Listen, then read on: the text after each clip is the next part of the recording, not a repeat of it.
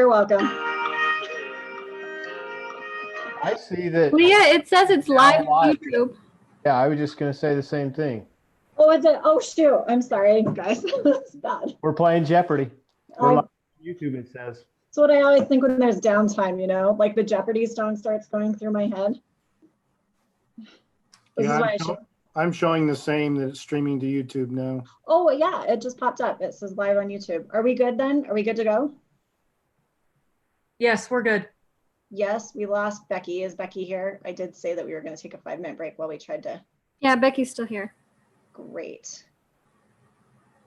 Okay, fantastic. For those of you who are not planning commissioners, if you could go ahead and just, there you go, hit the little video button down there on the screen so that you guys are not popping up. If you're planning on participating, we will invite you to be a part of this here in just a moment. So there we go, Jonathan Lysenko, we need you to close down your video. Perfect. Okay, so Leah, now are we good to go? Yes. Okay, well, welcome. Apologies to those of you who are watching. We had some technical difficulties behind scene with our YouTube link, but it sounds like we're up and running. So let's go ahead and we will start with the Pledge of Allegiance. So Leah, if you could put up the flag on screen.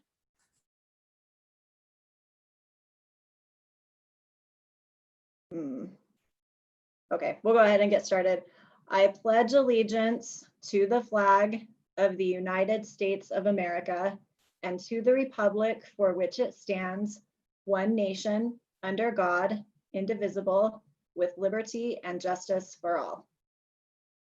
Thank you. I have asked Commissioner Spencer Summerhays to give us a thought or a legislative prayer, so I will turn the time over to him.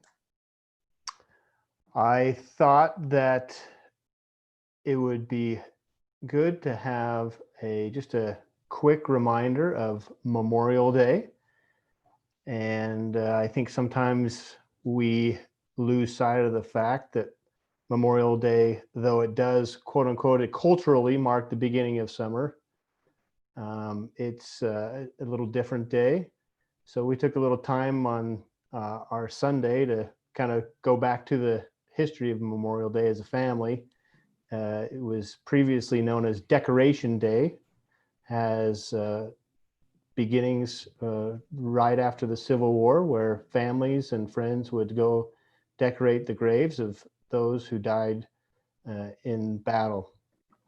So my hope is that the thought that I'd leave you with is that Memorial Day is a time to celebrate, loved ones that have already passed on, but more importantly, those who died while serving our country, different than maybe Veterans Day or Armed Forces Day, where we honor those either in active service or those who have served before. These are specifically members of our military that have passed on, and appreciate and give a little more solemn thanks for what they've done for our country.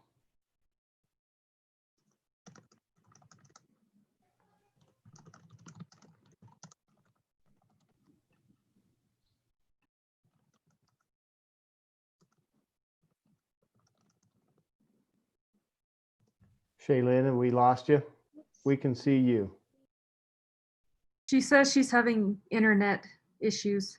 Okay. She's gonna jump off and rejoin.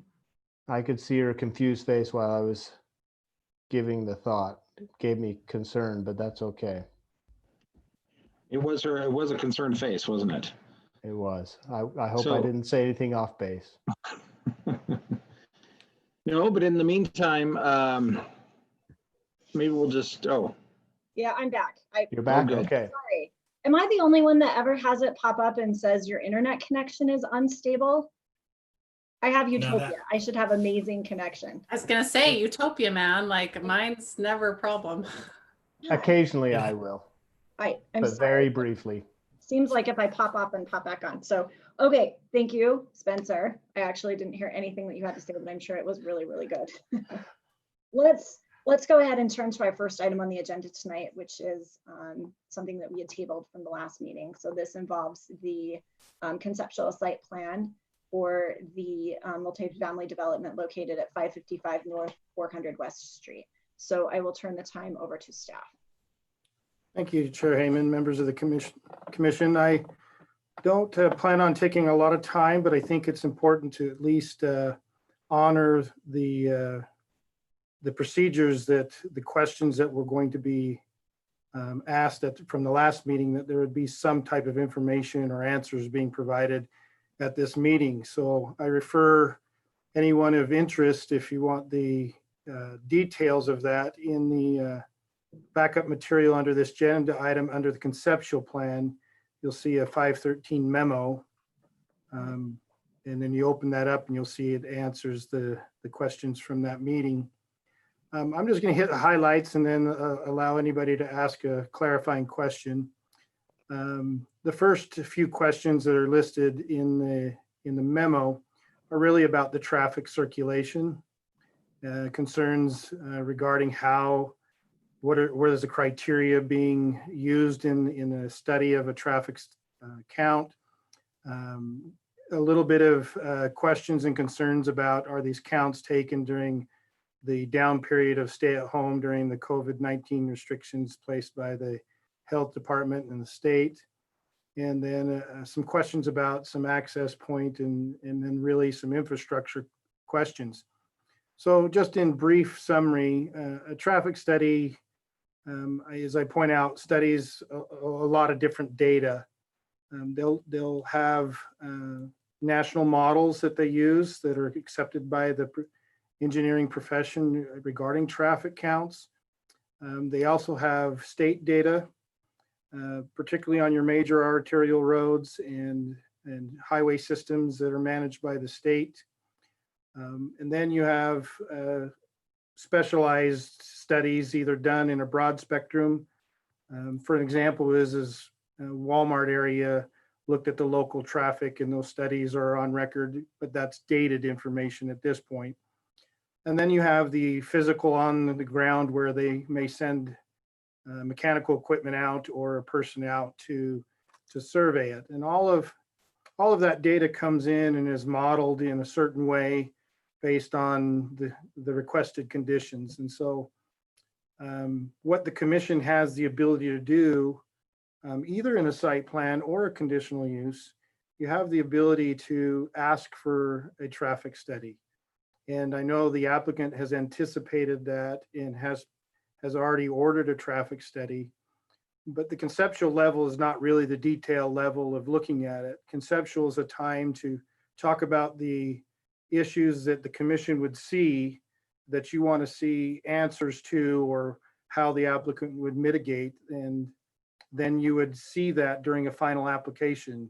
They would show you what the traffic study would be. In this case, you would look at it compared to their proposal, and then you would make an evaluation of the proposal against that traffic study, and then what the recommendations are. So certainly it could be an option that if you wanted, you'd want to see the traffic study first, but typically a conceptual review is not where those expenditures are made. The conceptual review is just to give somebody a feedback on what you anticipate that you would like to see to consider an official approval from the city. And so I see something as a traffic study being done in the interim between this application and then a future application of approving a conditional use permit, and what are the mitigating needs for that, or approving a site plan, and what are the conditions that the site plan needs to be adjusted to meet expectations. So it's something I wouldn't be an expert on myself. We would trust in the applicant to hire a firm, a reputable firm. We would cross-check that and submit that to the city engineer. Our city engineer is a contracted firm that is capable of traffic studies, and they would look at that traffic study and point out whether they thought the criteria used was adequate. So we'd get feedback also from our city engineer. One of the kind of golden nuggets, one of the important things of having the public process is to think of things that maybe are not early on thought of, or things that we may have missed. And I think one of those is access points, like McDonald's was brought up. I know a traffic study would look at the access points and the turn movements, but I also saw in the public comment that you'll see under the conditional use attachments to the background, there were some suggestions by one of the comments to modify that access because of its close approach to the driveway to the north. And I thought that was one of those golden nuggets in the public process that we ought to ask the applicant to take a look at as part of moving forward, if they were to move forward with doing that. The other question was on sidewalks and park strips, and the answer is yes, in the public right of way.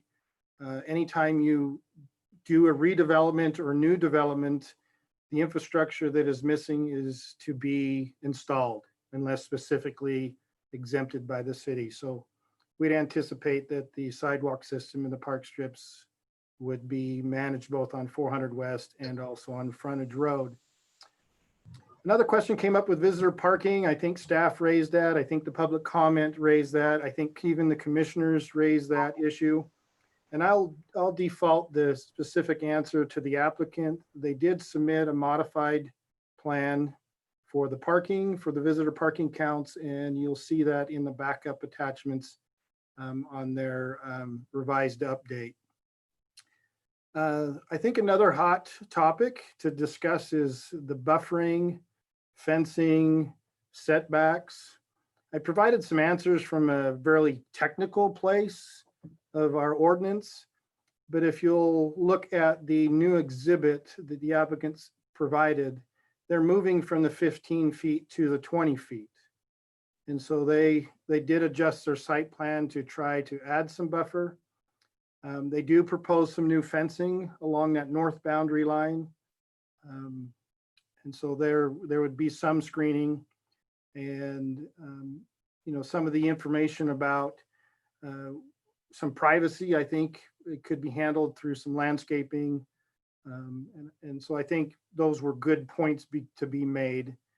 And I'll just kind of default to that they adjusted to the 20-foot rear yard setback from the 15 and leave the technical discussion in the memo, unless you have questions. Another question that came up was the public versus private access to the amenities. At this point, I can't answer for the applicant whether they would invite public, but my technical answer would be is generally the zoning requires passive and active spaces for multifamily development, because typically multifamily development is absence of the standard front and rear yards for the most part. They share spaces in common, and the expectation is that the shared landscaping areas in common are for the enjoyment of the residents. And so I think unless there was a desire by the developer to make them public access, which I think introduces a host of other considerations, these facilities in these common spaces are funded, maintained, and repaired by the owners of the project into the future. And inviting the general public to use those may have some maintenance and cost expectations. And generally, I see these common spaces reserved predominantly only for the residents within the project. And then I think that generally covers most of them, unless you have something in particular to ask. I did provide a recommendation to you, and I think Chair Heyman is aware of that from logistically. You did officially close the public comment hearing portion and did extend written comment portion. Our exchange of notices went out and did mention the public hearing. So even though you closed it, our recommendation is that the commission consider reopening the verbal comment section and limit it to those who have not had a chance to provide the comment. But eventually, I think the goal of this meeting from a staff perspective is to be able to move to the next step, allow the applicant to respond to the public comment that was given, allow them to make their pitch to any changes and alterations that they've made. And then at this point, unless the commission was somehow ready to move forward, which I anticipated you may not be, is to allow staff to take all of this information and go back to our ordinances and make a recommendation professionally to you about what the conceptual plan would need to be adjusted or how it could move forward to the next step, if it can, and what would be the specific directives that we would recommend that they would need to answer. And then that would allow the commission to look at that common document and allow you opportunity to have a guided debate and either take out some of the information, alter some of it, add some information that might have been missed, but at least have an organized understanding of the recommendation.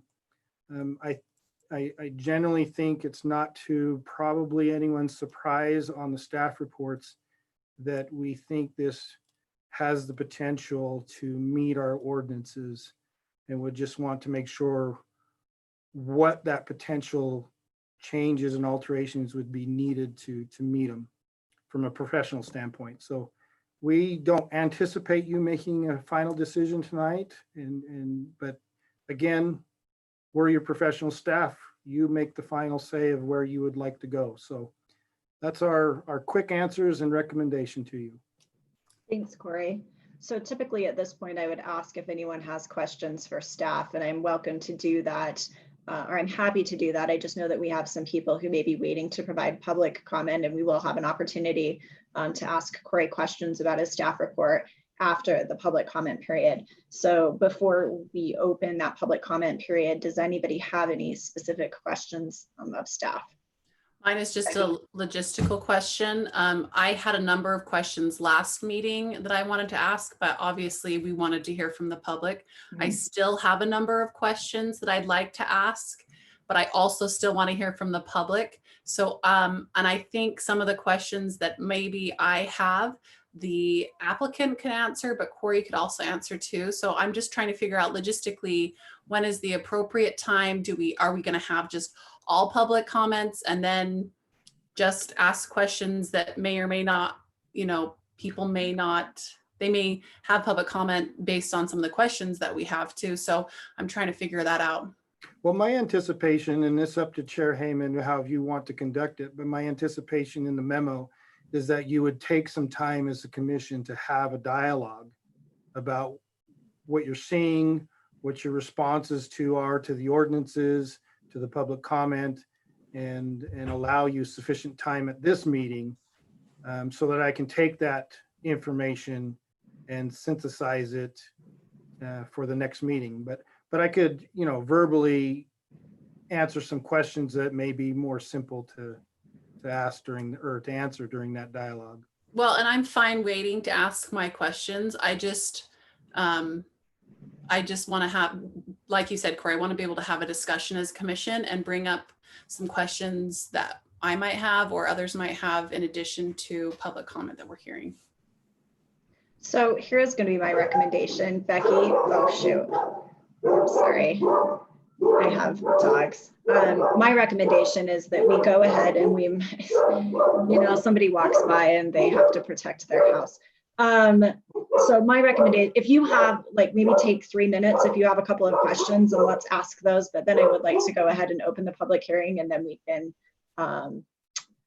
and then we can go ahead and do that. And then if you have any follow-up questions, then we can take those after the public hearing comment process. Well, I don't want to jump the line. If other commissioners have questions too, that'd be great, but I don't, I'm fine following whatever procedural thing you want to do, but I just wanted to make sure that we had the ability to have a conversation. Yeah, and I anticipate that we're going to have a robust discussion on this one. So let's go ahead and do this then. Let's open the public hearing. We'll hear if anybody else wants to speak to this. Obviously, we're going to invite the applicant to talk about anything that they want. And then given that I do anticipate that there will be a number of questions, I have no objection if during our discussion that we want to pull the applicant back up to answer any particular questions that you may have. So let's go ahead first then and turn the time over to the applicant if they want to make any comments at the beginning of this process or whether they want to wait and reserve comment until the end. It's completely up to the applicants on that one. So Ms. Carter. I think for this meeting, maybe it would be best to reserve any feedback till the end of public comment, because that way we can address any questions in the public comment as well as staff. I think for this format, maybe that is most appropriate. Is that okay with the commission? Yeah, that works great for me. So we'll go ahead and here's how we're going to run this then. So I'm going to open the public hearing and we're going to be accepting comments, but only from anyone who hasn't had the opportunity to already provide public comments to us. So if you've already commented at our prior hearing or you've submitted written comments, we have received those comments. This opportunity at the hearing is for anyone who hasn't had the opportunity to speak yet. We would ask that you limit your comments to 2 minutes, just so that we have a lot of things to get through today. So after we hear the public comments, then we'll close the public hearing. We'll give the applicant an opportunity to respond to it. Any commissioners who have questions can ask the applicant questions, and then we'll go ahead and we'll debate the submissions. So everyone, all of my commissioners, are you good with that? Okay. All right. So we will go ahead and take this opportunity to open the public hearing and invite any members of the public who have not previously submitted comments to speak on this one. And we're going to do this the same way that we did at our last hearing. So for those of you who did not participate in the last hearing, I have a list of all of the participants that have called in. I don't know who is here to speak and who isn't. So I'm going to walk down the list on mine. I will call on you as you are in order. I'll tell you who's up and who's on deck. If you've previously submitted a comment and I call on you, just let me know that you've previously submitted a comment and I'll move on to the next person. So first up, I have on my list, Bridget Fowers, followed by Centerville Mobile Estates. So I'll start with Ms. Fowers. I've had the opportunity to comment, so I'll pass. Thank you. Moving next to Centerville Mobile Estates with Dave Harris on deck. So Centerville Mobile Estates. I'll just tell them I don't have anything to say. Oh, if you'd like to say something. You do. If there's anyone there who hasn't previously spoken that would like to. I don't know. Okay. Wait, so you're making me talk to Do you them? want to? Yeah, if you want to. Mhm. You want to? And just by way of reminder for those who are listening, when you do give your comment, if you'll just state your name and your city of residence before you give your comments. Yeah,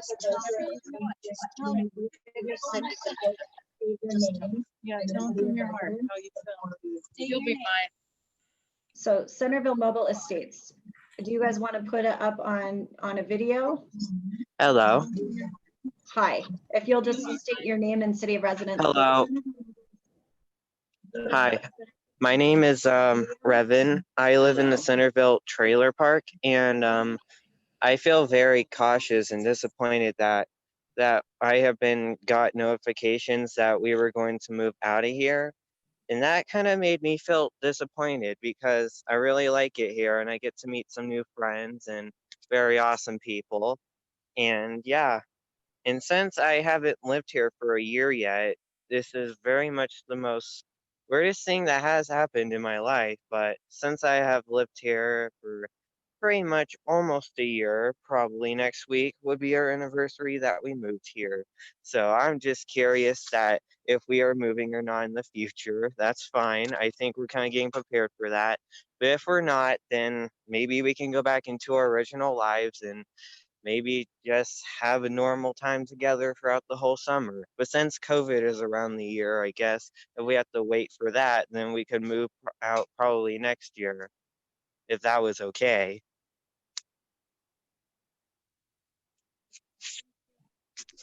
Does anyone else want to use my phone to speak? Thank you for your comments. Okay, and that's all. Thank you for listening. Thank you very much. Moving next on the list is Dave Harris. Up on deck is Francisca Blanc. Mr. Harris.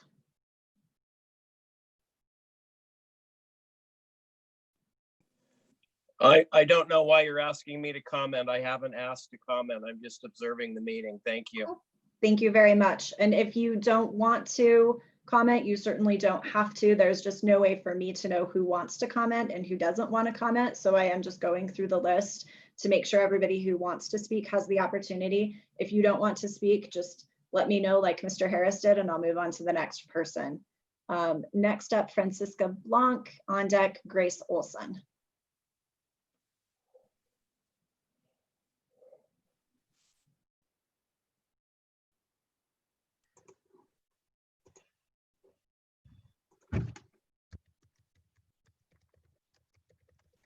Ms. Blanc.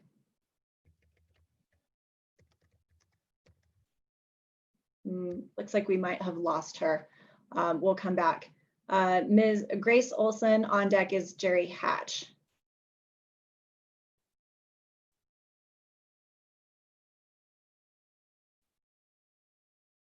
Ms. Olson, there we go.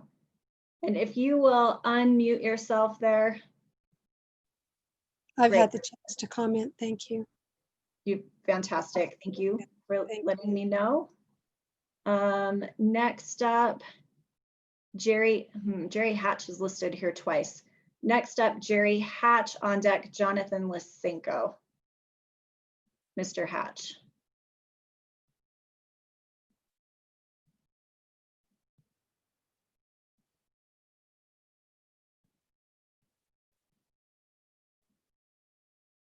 Not unmuting. Okay, we'll come back to Mr. Hatch. Mr. Lysenko. On deck is Jordan Bledsoe.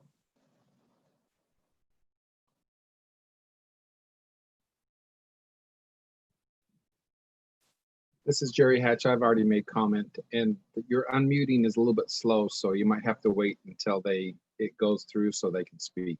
Thank you. Got it. Thank you very much. Looks like, okay, Jonathan Lysenko.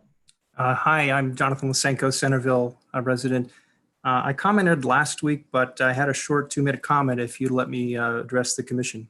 Let's put you at the end. I'd like to get through everybody who hasn't had the opportunity to speak. Sounds good. Thank you. Next up on deck, let's come back to Francisca Blanc, and then on deck will be Jordan Bledsoe. Hi, this is Francisca Blanc. I had the opportunity to comment at the last meeting, but I would like to add one thing. Ms. I apologize. We're limiting our public comment period to individuals who haven't had the opportunity to speak yet. So we appreciate you for sharing your comments at our last hearing. Up next is Jordan Bledsoe. On deck is Mr. Bledsoe.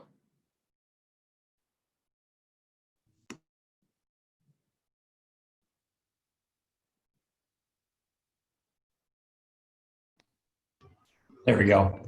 Jordan Bledsoe, no comment. Thank you. Thank you very much. Next up is Luz. On deck is Marnell Knight.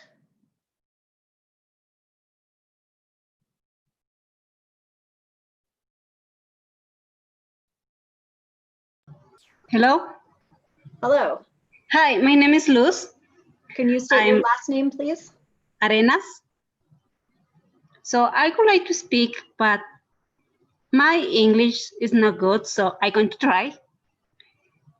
So I'm living in the mobile home, and just I have, I think, a month living there. So, and for me, it's too hard to move again. So I would like to you guys think for everybody. And I think it's not fair for all the people live there. And this situation is too hard for everybody. So please think about for the people who don't have a lot in this life. Thank you. Thank you for your comments. Up next, Marnell Knight. On deck Inge, I-N-G-E. Sorry, I don't know how to say that one.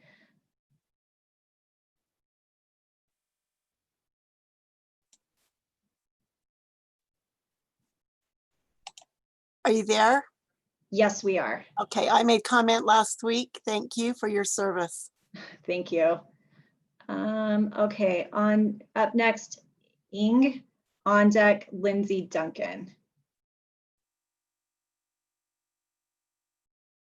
Let's see. These two last ones only say video and no audio.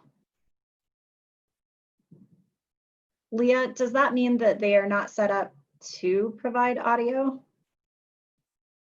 If they don't have the little be my mic, guess because I don't have the option to mute or unmute them. No. Okay. It looks like Lindsay Duncan just got the opportunity to. Did you say that just Lindsay? pop on? Yeah. Great. Oh, there we go. In your ears. Lindsay. Okay. I'm here. Yes. Have you previously Hi. commented? Would you like to comment? Hello. I don't know if you can hear me or not, but I did comment before. Great. Thank you. I did. Maybe towards the end.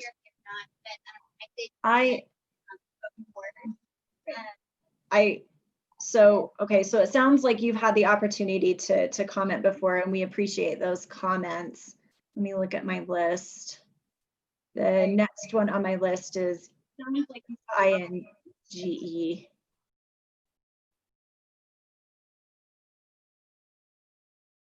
Okay, so we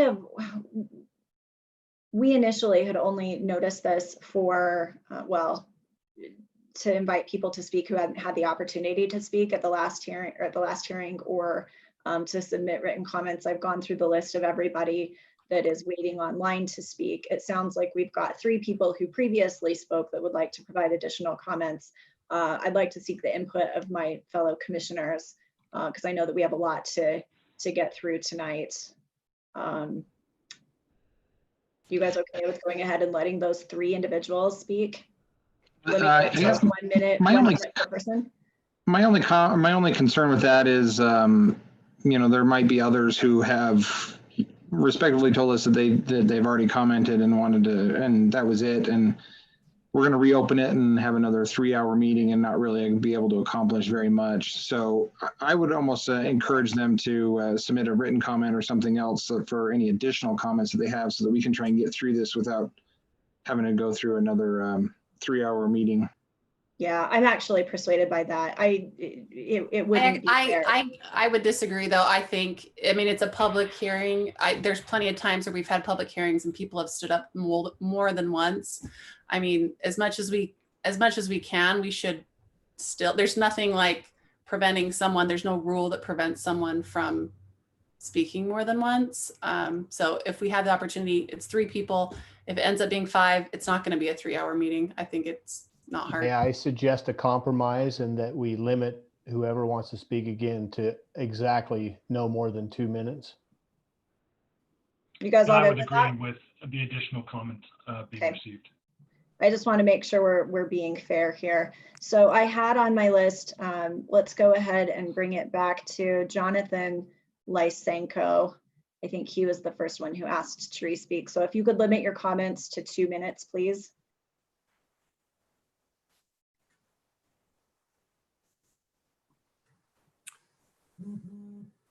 Oh, yes. Hi, Jonathan Lysenko. So And your the city of residence, I'm sorry, if you'll just say that for us. sure. I'm Centerville and I live on Applewood Drive. Great, thank you. So the developer is not going to stay. They're going to leave, and it's important that what they leave behind works for the neighborhood. There are 2 things that don't work. First of all, the frontage road. Is direct access to the frontage road legal?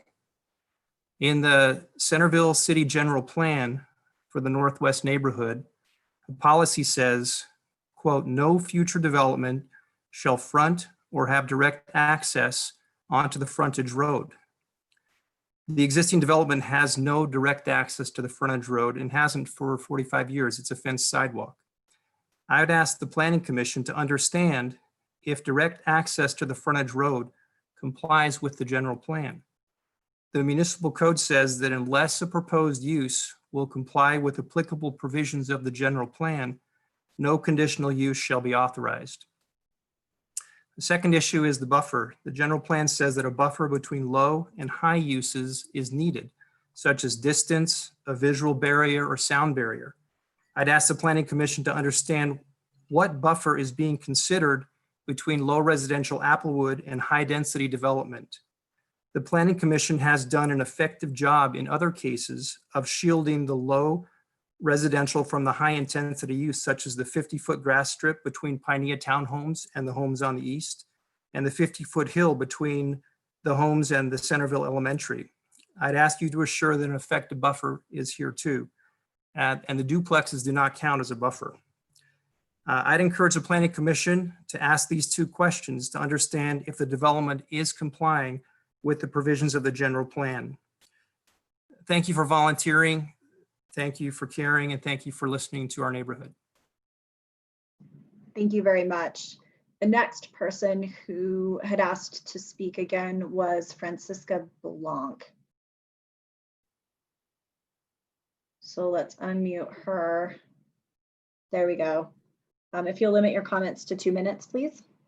Yes, my name is Francisca Blanc. I work at Utah Housing Coalition. We are a statewide based organization, and many of our members are local governments, including Utah League of Cities and Towns.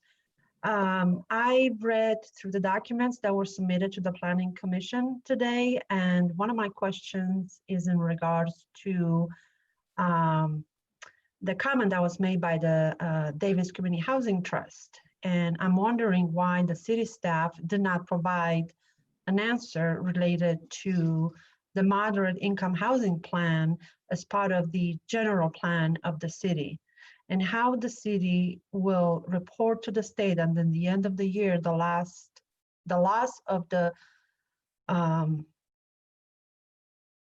48 families affordable housing units in your city, which is, you know, the end of affordable housing in the city. And I thank you for your service. I thank you for what you do. I thank the city for doing their work diligently, but I will urge you to please look at the effect that this development will have in your community. Thank you so much for your time. Thank you for your comments. I think the last person who had asked to speak again was Lindsay Duncan. If I am misremembering that, let me know.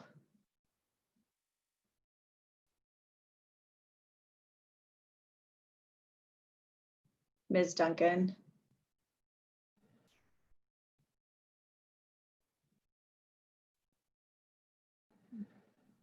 She has her audio turned off again.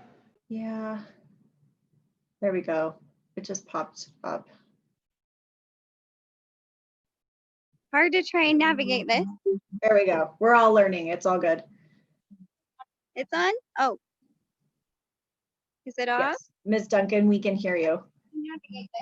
There we go. All right, cool. All right. I don't know if you can see behind me, but we have a bunch of our residents here. We can, there we go. I was gonna say, if we could only see audio. If you I don't could know if you state can your, see behind me. your name, your city of residence, and limit your comments to 2 minutes, please. Okay. I just wanted to add that these people are amazing people, and I wish that you could know them personally. And I kind of just wanted to bring up what Jonathan had brought up before. I'm assuming that maybe you had read our petition online. We have over 750 signatures. I really hope you take that into consideration. We thank you guys for your time. And I think that's all we have to say for now. Thank you very much for your comments.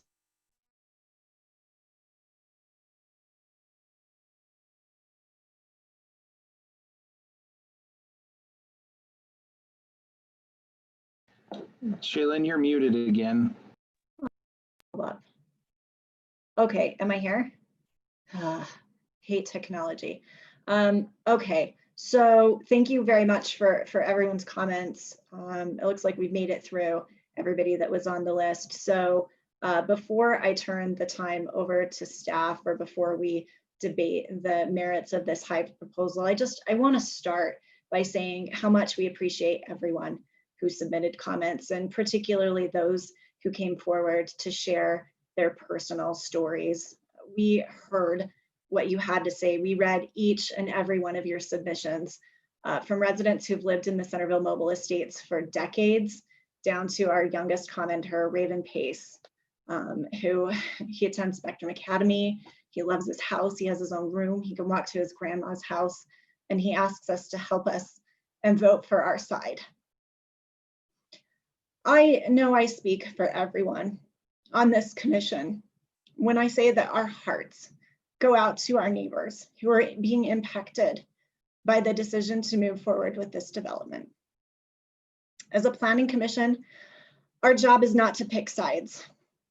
Our job is not to decide whether the property owner or the developer is doing what they're doing is right or wrong. Our job is a very narrow one. We don't make the law or policy. We only decide whether the proposed project complies with existing law. Here, the property owner has made its decision to develop this property, and that's not something that we have the power to change. I don't know why the property owner told residents that we hope you will remain in the park for many years to come, only to tell them to leave 9 months later. And I don't know why, of all the times that it could have done it, the property owner decided to issue notices in the middle of a pandemic. I can only imagine the stress and the worry of learning that you're being kicked out of your home during an already stressful situation. But the only issue before us is whether the proposed development complies with applicable zoning ordinances. If the answer is yes, we will have no choice but to grant the permit. You're going to see us discuss and debate tonight whether the proposed development complies with the zoning code, and whether we believe that there are negative impacts that should be mitigated before we can allow the developer to go forward. I don't want you to think that by focusing on those issues, we're ignoring your stories, or that we don't care what impact this is going to have on the lives of our neighbors who are being impacted and displaced, or that we're picking sides, because nothing could be further from the truth. We just have to focus on the limited issues that are before us. So I want to conclude before we get started debating this one tonight by saying thank you. Thank you for sharing your stories. Thank you for being residents of Centerville. I know that the mayor is working with groups to try to help those who are being displaced. And I hope that our city is able to help find resources to anyone who is being impacted by this one. So thank you everyone for coming forward with your stories and your comments. So, sorry. So before we get started, now it's time for us to ask, let's go ahead and we'll invite the applicant to step back. Let's talk about the proposal if anybody has questions, and then we'll check with staff as well. So Corey, I think that the next step is for our applicants to be able to address any of the comments before we turn the time over to you. So let's go ahead and invite our applicant to come back. This is your opportunity to address any of the comments.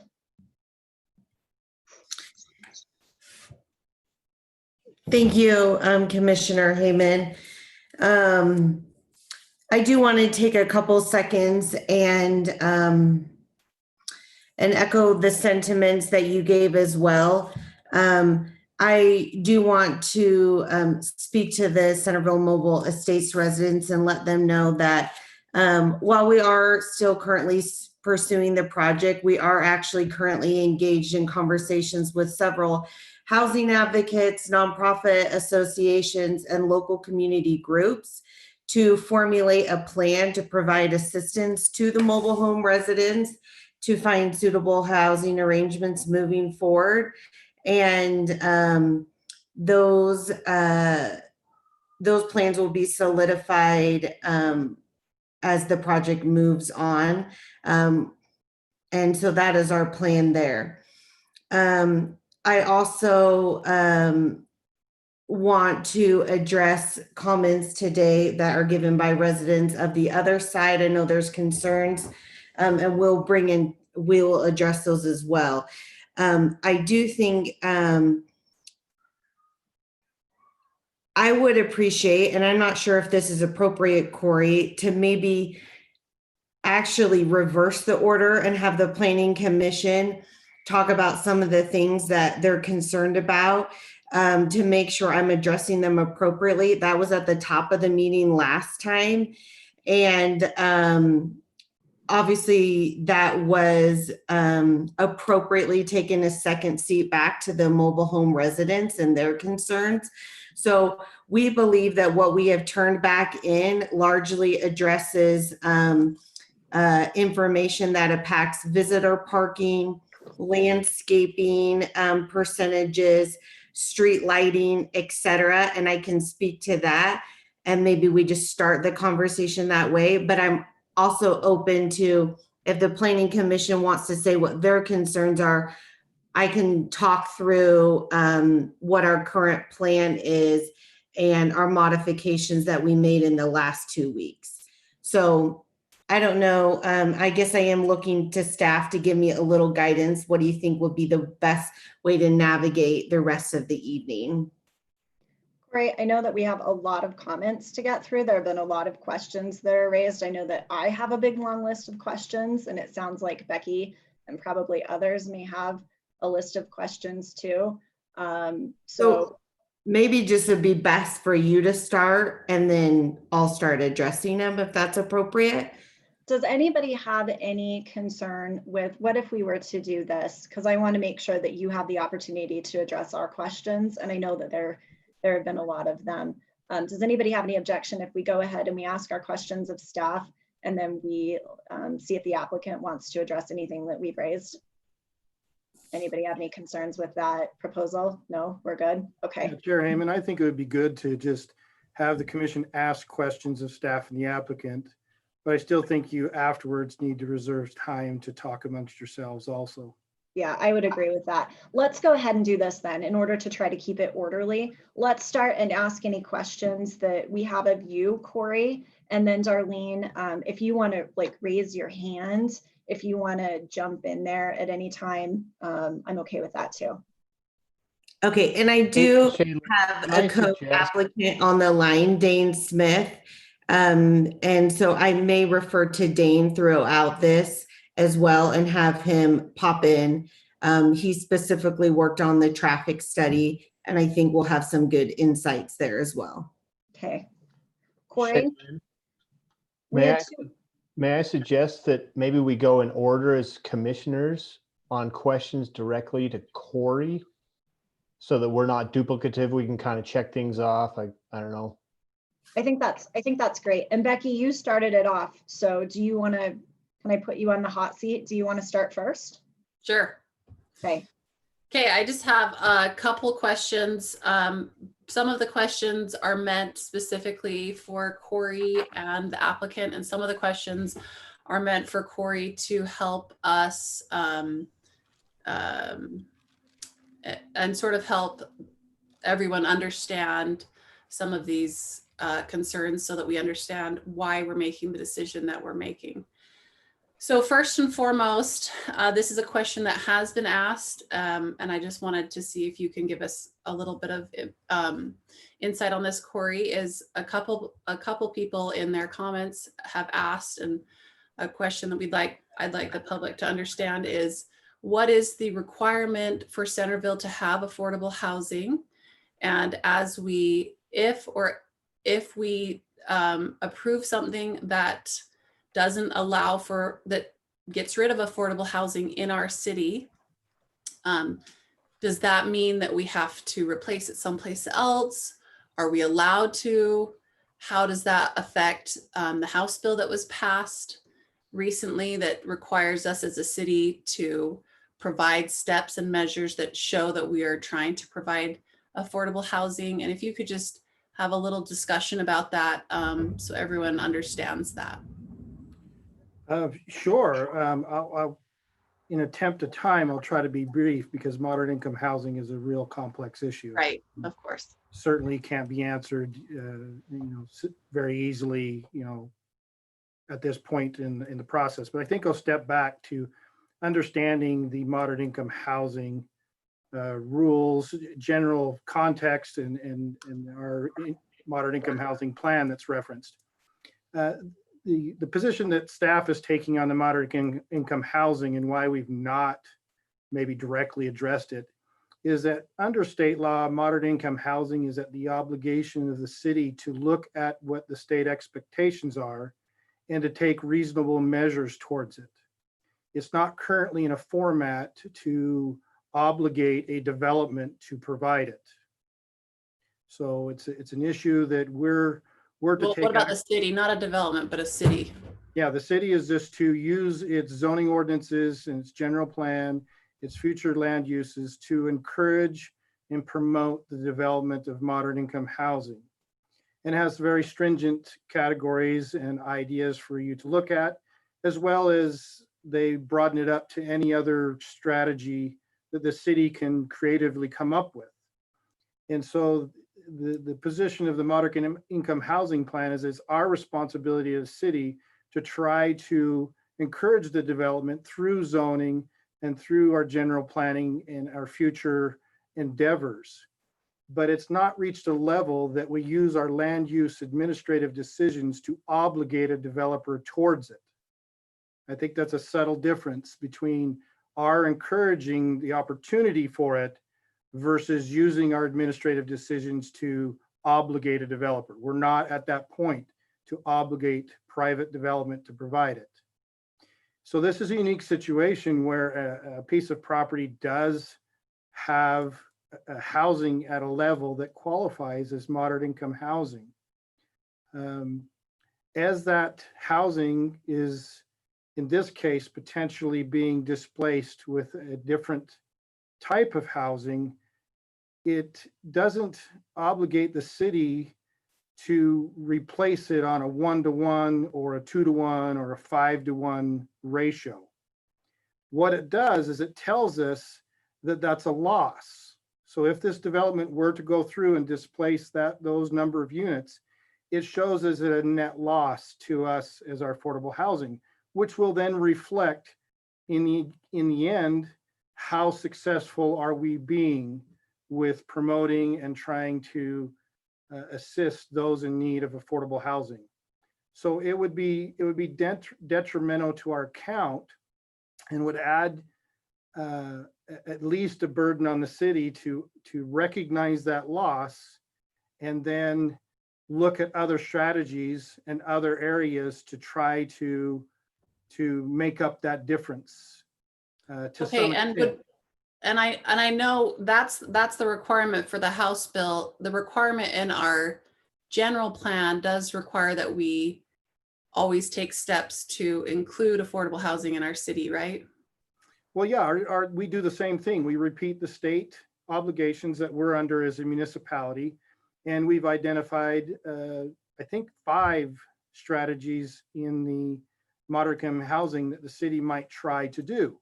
So an example would be, is one of the previous strategies identified in the past is to consider accessory dwelling units. And that has been an ongoing discussion that has not fruited a action to allow. It just simply is a discussion that's been going on. But that's as far as the element requires us to do. We study our housing, we study how much is in it, what we could do to encourage it into the future. This project, the manufactured home park, will obviously have a negative impact on the numbers, our future numbers that we need. And so those will be ongoing discussions with the elected officials in the future of, not only do we need to promote it, we've had some loss. What do we do to try to find a course correction to that? Great. But it could not, in my mind, under an administrative rule, obligate the developer to provide it in lieu of that loss. And there's nothing in each, like you just said, there's nothing in each time that someone is asking for a development or asking for, submitting a permit or whatever, that we have to require that, or that we have to have that percentage. It's just something that's part of our general plan and part of what we've been asked to do from the state. And that is something that is legislated through our city council, correct? Yeah, we would have to talk to our elected officials. Now, that doesn't mean that we can't obligate it in the future either. We could adopt a very proactive approach and do the modeling like in Summit County, look at our workforce services, what their housing needs are. Do we have workers that, see, in Summit County, you have workers that are migrating in for employment and migrating out to find living. And so Summit County and Wasatch County have adopted a proactive approach to ordinances that will have a program to either provide it or pay in lieu of providing it based on the unique circumstances of their housing need. So cities and counties can get aggressive, but the state requirement doesn't require you to be aggressive. It just says, look at your situation, look at your housing needs, and look for ways to try to encourage or preserve moderate income housing. Okay, thank you so much for that. I feel like we should skip around. I don't want to like have it just be me forever. Is that okay? If other people, I have other questions, but you know what? I think we should just keep on going because we may have the same questions. Do you want me to put somebody else on the hot seat? Yes, I feel like I don't want to be talking forever. Spencer. I will go. I'm happy that's what happens. I don't care. All right, you're up. Let me just cut to the point and finish up Becky's thought, Corey, and maybe Lisa can help answer this. Do we comply with SB 34? We, on our December deadline for SB 34, met the 2019 requirements. SB 34 also has 2020 requirements for our transportation element that needs to be done and reported by December 1st of 2020. So we've met it for the deadlines for a portion of the bill. There's another deadline in the bill that needs to be done by December 1st of 2020, and that's something we still yet have to do. If this development goes through, will we meet the future requirements of SB, or will we meet the requirements in the future of SB 34? This specific project, irregardless, is unrelated to the transportation element. But again, I do recognize it would create a loss that we would have to figure out a alternative method for encouraging replacement. Okay. Spencer, can I actually interrupt you for just 2 seconds? You betcha. It occurs to me that I have not closed the public hearing, which is important and actually maybe fortuitous because it was pointed out to me that I inadvertently failed to identify one of the people who was in the room waiting to speak. That was Thomas M. My apologies to Thomas M. I somehow spaced over you. So I do want, since the public hearing isn't technically closed yet, I do want to let Thomas M, if they want to speak, have their opportunity to speak. Not a problem. Sorry, guys. And sorry, Thomas M. I have no comment. Thank you. Apologies for that. And now I will go ahead and seeing no one else listed as being on the hot seat to speak, I will close the public hearing. Okay, now I will officially turn the time back over to you, Spencer. Okay, thank you. The other question I've got for staff, in the report regarding front and front street side setbacks, there's a note that it says partially met. Can you please elaborate on that? And then I've got a follow-up question to that. Yeah, I'm looking up onto that. Where did I put that? It would be your page. Is it in the staff report of the previous meeting? Yeah. Yeah, I believe Page 4 of the previous staff report of the previous meeting. Yeah, that was a partial answer because you have two frontages, and one of them is 400 West, the other one is Frontage Road. They're both fronting streets, and so they're both obligated to some sort of front setback. And so I believe we'd have to adjust, I don't remember which street it is, but we'd have to adjust the placement of the units to meet that front setback off those public roads. Okay, so the answer is yes, no. Yeah, Okay, there's probably room to adjust it, but it technically is not meeting it. okay. So this is another setback question. What is the ordinance require for the zoning of the Applewood residents? What is their rear setback requirement for that zone type? For rear yard in a RL zone, it's 20 feet. So that would mean that the new updated plan would meet that zoning or match that zoning type. Correct. That's what the developer wanted to adjust it to. Okay. And then is there this is my final question. Thanks for everybody being patient. On the landscape buffering compliance related to the general plan, is there a specific criteria? There seems to be a little ambiguity in the report, and maybe I just didn't catch that. Yeah. That's a great question under the general plan. The general plan addresses it in twofold. The first fold that they're looking at is how you place zoning districts. So when you read the buffering requirement, it's saying we do not want a low zone next to a very high zone without some type of transition district. And so as the city's going through and assigning geographic locations of those districts, the general plan is saying, keep that in mind. And the distance that they're looking at is 100 feet. They want 100 foot of transition from one type of zone to another zone to the other zone. So from a low, then you would have to have a medium at least 100 feet before you go to a high or very high. That's what the general plan is trying to segregate or buffer the different types of districts with other types of districts. In the case of the application, that general plan buffering has not been implemented. And I don't know the history of the trailer park, but I know it's been there a long, long time. The trailer park zoning is against the residential zone by a de facto historic element. And so in order to transition it, the city would have had to either take the residential low zone and rezone a portion of it to a medium, or take a portion of the trailer park zone and rezone that to a medium. And the obvious choice was on our zoning map is, although they are juxtaposed according to the buffering, we've already made the decision that a low zone is at this point and a high zone is at that point because of the existing uses. Corey, Okay, thanks. That's all I've got. So follow up on that question, would that had to have been addressed at the 2003 kind of mass rezone of the city? Is that when that would have had to have been addressed?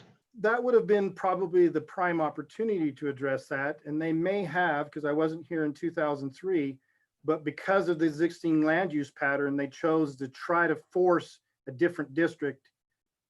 Didn't seem feasible. And so they left it juxtaposed to each other. The other buffering that's talked about is the idea of using landscape buffers in a design element. And it's called the transition design standards. So if you look at the general plan in the Northwest, it's referring to a transition design standard that says in this document. And all I can report to you is, for some reason, when that policy was adopted, the city never followed through with creating a transition design policy. So it does not exist. It was a desirable idea, but never came to fruition. But wouldn't something like that still apply in this case? We've had other situations recently with the Planning Commission where there have been significant changes in uses, 30% increase in size to a particular property, and we talked about landscape buffers between zones and that. So wouldn't that type of stuff apply here too? It wouldn't, because the stuff that you're historically dealing with is the transition buffer between commercial and residential districts. In this case, we don't have a transition buffer between types of residential districts. And I know that that's hit the radar of the elected officials already. And so that's something that we could consider in the future of the city, is a transition from high density residential to a low density residential. This would be your buffer, but that standard doesn't exist. It's only the buffer between residential districts and commercial. Okay, Unless, that's a good clarification though. well, but my only question is, this was kind of a question I was going to bring up, and this kind of relates to what Kevin was asking. The follow-up is, unless they're requesting a CUP, because as a CUP, we do have to consider, where does it say? The development or lack of development adjacent to the proposed site and the harmony of the proposed use within existing uses, and whether the facility is injurious or potentially injurious to existing development. So right, you could say that if there is no buffer with a CUP, if they're requesting a CUP, that's, I mean, we can talk about the CUP in a minute. I was kind of waiting for that, but yeah, let me weigh in on that. You can, but that's going to be a more narrow argument now. You can't go to the general plan and say the general plan has a buffer requirement. Even though we haven't adopted one, we're going to create one. What you're going to have to do at that point in time is define what the impact of the development may be making on that adjacent property. So an example would be, is there a height problem here? And I picked that because that's an easy answer from a staff. 35 feet in both zones. right. So height is not an impact. So then you'd have to go, okay, what's the potential impact and what would need to be mitigated or what would need to be done to make that impact mitigated? And that's how you would have to decide your buffer. And so if fencing mitigates it or landscaping mitigates it, you could look at those tools, but you have to be able to make it narrow. What's the impact? You have to figure out what that problem is before What that you. problem is, Okay. and what's reasonable to solve that problem. And Becky, that's why I asked my setback question of Corey to kind of set the stage, and by virtue of his answer, Yeah. the fact that they're both matching rear setbacks, he kind of answered that question for me. Right. And actually, can I jump in at this point? Go ahead. Sorry, Kevin, just because some people have raised some concerns with regard to what is in the general plan. And I would like to hear from Lisa as to when we're looking at granting a conditional use permit, what reliance on the general plan, like what can we rely on that's in the general plan to use that as a denial for a conditional use permit? Where's the line on that? I understand you have some thoughts on that, Lisa. Sure, yeah, I understand that our ordinances say we need to look to the general plan and that the conditional use permit has to be consistent with the general plan, but I think that the courts and the ombudsman's office have provided some opinions on this, that the general plan is typically advisory and then we adopt our legislative policy in our zoning code. And so if our zoning code says that, you know, this is a conditional use permit in this zone. And again, I think the way to look at it is that they're vested in the zoning. So I think that it would be legally problematic to try and require a 100-foot buffer after the fact because it's in the general plan. So they're vested in the zoning, and the Planning Commission is merely reviewing the administrative decision as to whether or not we should approve either the conceptual site plan and the conditional use permit. So I do think it's problematic to rely too heavily on some vague concepts in our general plan to deny an administrative decision. And we can certainly talk about that more, but essentially I think the Planning Commission has to look at the factors in our ordinance. And as Corey, you know, I wasn't weighing in because Corey was handling this question perfectly, which is, you know, you have to find a negative impact. Okay, before you can even start imposing conditions on a conditional use permit, you have to establish in the record a negative impact. And so, for instance, on the height or the setback, it's very problematic to say that's a negative impact when it's a twin home on a single family and it's the exact same height and the exact same setback. What is the negative impact? So again, you have to find the negative impact or adverse effect in the record, and then you can impose conditions upon that negative impact. Thanks so much, Lisa. Yeah, I appreciate that clarification, Lisa. Kevin, I think you can I had a jump- question. Or Go Mason. ahead. Go ahead. Well, so I kind of along those lines of the general plan, I was wondering if we could maybe shift gears just slightly and talk about something that Mr. Lysenko brought up in his comment about the Northwest Neighborhood Plan talks about frontage road, and I pulled that up here. So within the Northwest Neighborhood Plan, which this is part of the Northwest Plan because it is north of Parish Lane and east of the freeway, the goal is to preserve the viability of the frontage road, and then it lists some policies, but of course with Lisa's recent comment, that's advisory more than prescriptive. No future development shall front or have direct access onto the frontage road, but it does allow for, in the next policy, roads, connecting roads in and out of a subdivision. So Corey, or maybe would this fall under that as far as a road? This isn't necessarily like a driveway. This is a new road. Is that what we're going to establish here? Well, there's a couple of points you're making there.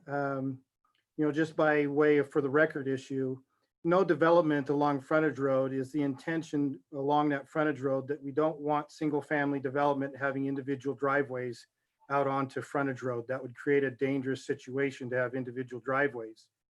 If you took that first statement policy without looking at the second, you would be prohibiting some of our east-west collector roads that we're planning on connections to in the master plan. So I take the position that those two policies balance each other out. We don't want individual driveways to single family homes or other type of development to be to the frontage road. But at the same time, we don't want to say that nothing access the frontage road because we have street master plans. Here's where you get into the issue of this particular development. It has a private lane, for lack of better terms, and our ordinances require anything over 20 units to have access to the public streets, two accesses. And so there's nothing in our provisions that a lane connection serving multiple units would be prohibited, because it would be a private lane or a main thoroughfare like you have at In-N-Out Burger. That's an individual access. This would be better than an In-N-Out Burger because it's serving a number of units that collectively will line up at the appropriate location for the city to approve the access and allow the dispersing of traffic. So I take the position that no new development is related to individual units accessing the frontage road, but we do allow streets and other accesses that serve multiple units to access the frontage road. Okay. And then kind of along those lines, now since we're talking about that access on the frontage road, there were some comments made in the comments that we received about the alignment of that access onto the frontage road. And first of all, lining it up with the McDonald's access so that there wasn't any conflicting left turns there. And then also making sure that it came out actually perpendicular with the frontage road instead of at a weird angle. Are those two things that we could kind of instruct the applicant to address? Yeah, I think that's, partly that would come out in the traffic study to look at the turn movement. So we would find out somewhat during the traffic study you either offset them at a certain distance or you line them up. We would find that out. But if it's safe enough to do, I think a more perpendicular, because even our streets, we want to be more perpendicular, no less than I think 80 degrees. I think that's something reasonable to have a discussion and find out where that access on that bend in relation to the other driveway that was mentioned in the comment. I think that's fair game for discussion. Can I jump in and just piggyback on that comment? Because I had the same concern, Kevin. Somebody had they had said that it was at a 45-degree angle. And so if you're coming south along the frontage road, okay, fine, you just pull right in. But if you're going north, and people drive fast on that road, to have to go north and then make a turn where it's not perpendicular seemed like it was, it could potentially be a dangerous situation. let's So you take have people time to slowing down. give shout out to Ellen McConkey is our member of the public that pointed that out to us. That hit my radar too. I totally agree. I would just point out on that one, I kind of took that as maybe that initial drawing was just very conceptual and was pretty rough, not a final, this is what we're going to do. But I think that's a really good call out to make sure that once it is finalized, that that's addressed and it doesn't just seem to slip through or something like that. Well, and it seems like our city engineer always has a comment about us lining up streets across. So I anticipated that that would be something that staff would also recommend that we switch as well. Another part, kind of, again, piggybacking on that, was our whole complete streets policy and our trails plan, where we don't have, at least I couldn't tell on the actual submittal, we don't have sidewalk that is continuing. Right now, there's currently not sidewalk, but in the plan, it doesn't show that there's sidewalk continuing from going up through Chick-fil-A north. Yeah, I tried to address that. That would be anticipated that they complete Okay. the public improvements. Okay. So I have a question as well, sort of piggybacking off of what Kevin said, and that was, Kevin, you did a good job of articulating most of my questions. But also in that general plan policy, it says that the development shall not front onto the frontage road. But it appears to me, unless I'm mistaken, that some of these units will be fronting onto the frontage road. Is that a concern that we need to address, Corey? I take it from an access standpoint under the frontage road. I don't take it that the building orientation is being regulated. I don't see that in the general plan. I see it as an access issue. And our zoning ordinance doesn't take a position on how units are oriented. So I think that would have to be, calculated in an interpretive, and how much do you think the plain language works into it? And my position is the fronting is meaning for the purposes of access, but I think it would be somewhat amiss to put a barrier wall on that side of the sidewalk, aesthetically, as well as maintenance of the sidewalk and the park strip, not to have some type of connection visually to the road. Because it does say in our later documents that you may see with the project, we care about views.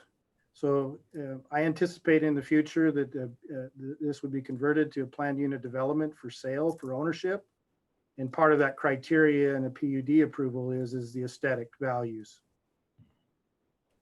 So if you found it as an impact, I would say, yeah, you could bring that into consideration, but without individual driveways, I don't define it violating that policy or creating an impact.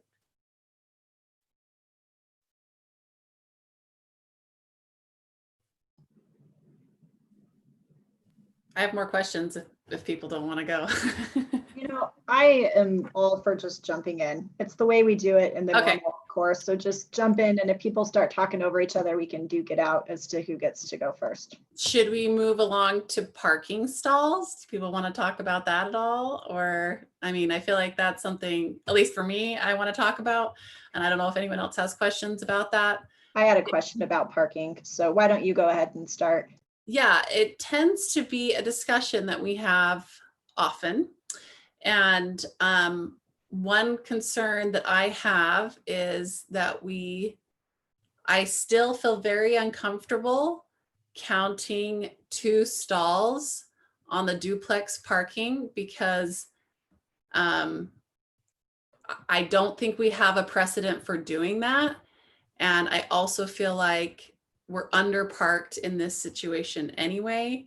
And then to add those to be counted, I'm a little bit concerned about. I'm also concerned the fact that these ended up being, we've talked with the applicant about these possibly ending up being sold, and so then they're owned. So I really don't think it would be wise for us to say, yes, these 2 lots that are with a townhome that is now private property is counted towards the requirement of this development. So I'm trying to figure out how we can solve that, I guess. So maybe it's more of a statement, not a question, or what do you think about that, Corey? Well, can I, Yeah, before think, you, Go ahead. Corey, before you answer that question, can I piggyback on that? Because we do have evidence in the record from somebody that had submitted a comment. And sorry, I pulled apart all of my comments and organized them by topic, so I can't tell you who it was that submitted this one. But people talked about the parking problems at the Pinea and the Garden View. And one of the specific comments was with regard to Garden View, which kind of has the same layout that Becky is talking about, where visitors can't park in somebody's driveway. And so the effect is that that's spilling out onto 690 North and sometimes out onto 400 West. So if we have evidence that a similar development is having that problem, it seems like that's something that we would want to address. Well, there's a couple of factors into it. Yes, I would expect you to have evidence. I know Chief Childs was looking at some of the comments that were brought to him by others reading the comments and was looking at those. I don't recall that he found any evidence. So I think your issue of evidence would have to be verified. But let me give you back to the plain language of the ordinance. First of all, you do have a precedence of using driveways. Pinea is approved with tandem parking for some of the individual garage units there. And so you do have a precedence of using driveways to establish additional parking. In this case, tandem. It has to be, Pinea had to be receive that tandem approval and did receive that tandem approval. Under the ordinance, you just have to have, if you don't use a carport or if you don't use a garage, you have to provide a 20x9 area. And so my interpretation of the plain language is as long as the driveway has 2 9x20 areas that qualify for parking. And then you have to look at it, the plain language is a half a stall per count. And so the issue in that plain language actually lists that if it's a private lane, they need to preserve the fire lane width, but they can use the on-street parking for the parking. And so, the plain language for me of the ordinance is as long as they provide a 9x20 area for every stall, so half a stall, 1 9x20 counts for 2 units, they're providing sufficient parking in those driveways for the visitors of the duplex units. The issue that came to light is how is that on-street parking sufficient for the rest of the units? And if you see in their new submittal, they did provide to you, I'll show you. That didn't share, did it? Share this. Did that come up? I'm not seeing it. But if you notice, they did add another bank of parking stalls on the west side under their plan. And they also showed the areas along the street that could be eligible for parking. I would just have to make sure that those distances are not 9x10. I think I said 20. 9x10 is a parking stall. And so we just have to make sure that the street parking and the new bank of stalls, that the counts work out to the 40 units they're proposing. And so it says 37 on their new submittal right now. 37 for, yeah, you'd have to look at the new submittal. I don't have it memorized. They need, if they have the number of units of 80, they need to provide 40 visitor. And remember, the duplex is counting for 4 units because it's a half a stall for visitor parking. So, but I think that's something you have a discussion about. My big issue for the on-street parking is just to make sure that either we have a regulatory in their CC&Rs or a CUP approval that if the visitor stalls are being used on the twin homes, that they can't park out on that side of the street because the other side of the street is being designated for parking of the townhomes. And if you had double street parking there, you would eliminate the distance of 20 feet for the fire lane. And so I think that's where my discussion stemmed from, is I think they have likely the capacity of half a stall, but it's the configuration to make sure that if the driveway is counted, then that side of the street is ineligible for any type of parking because the parking has been approved on the south side of the private lane. And if everybody parks on each side, we would eliminate the 20-foot fire lane. And that's where I think the enforcement control is a little bit of a concern, is just to make sure that we don't block off the 20-foot width.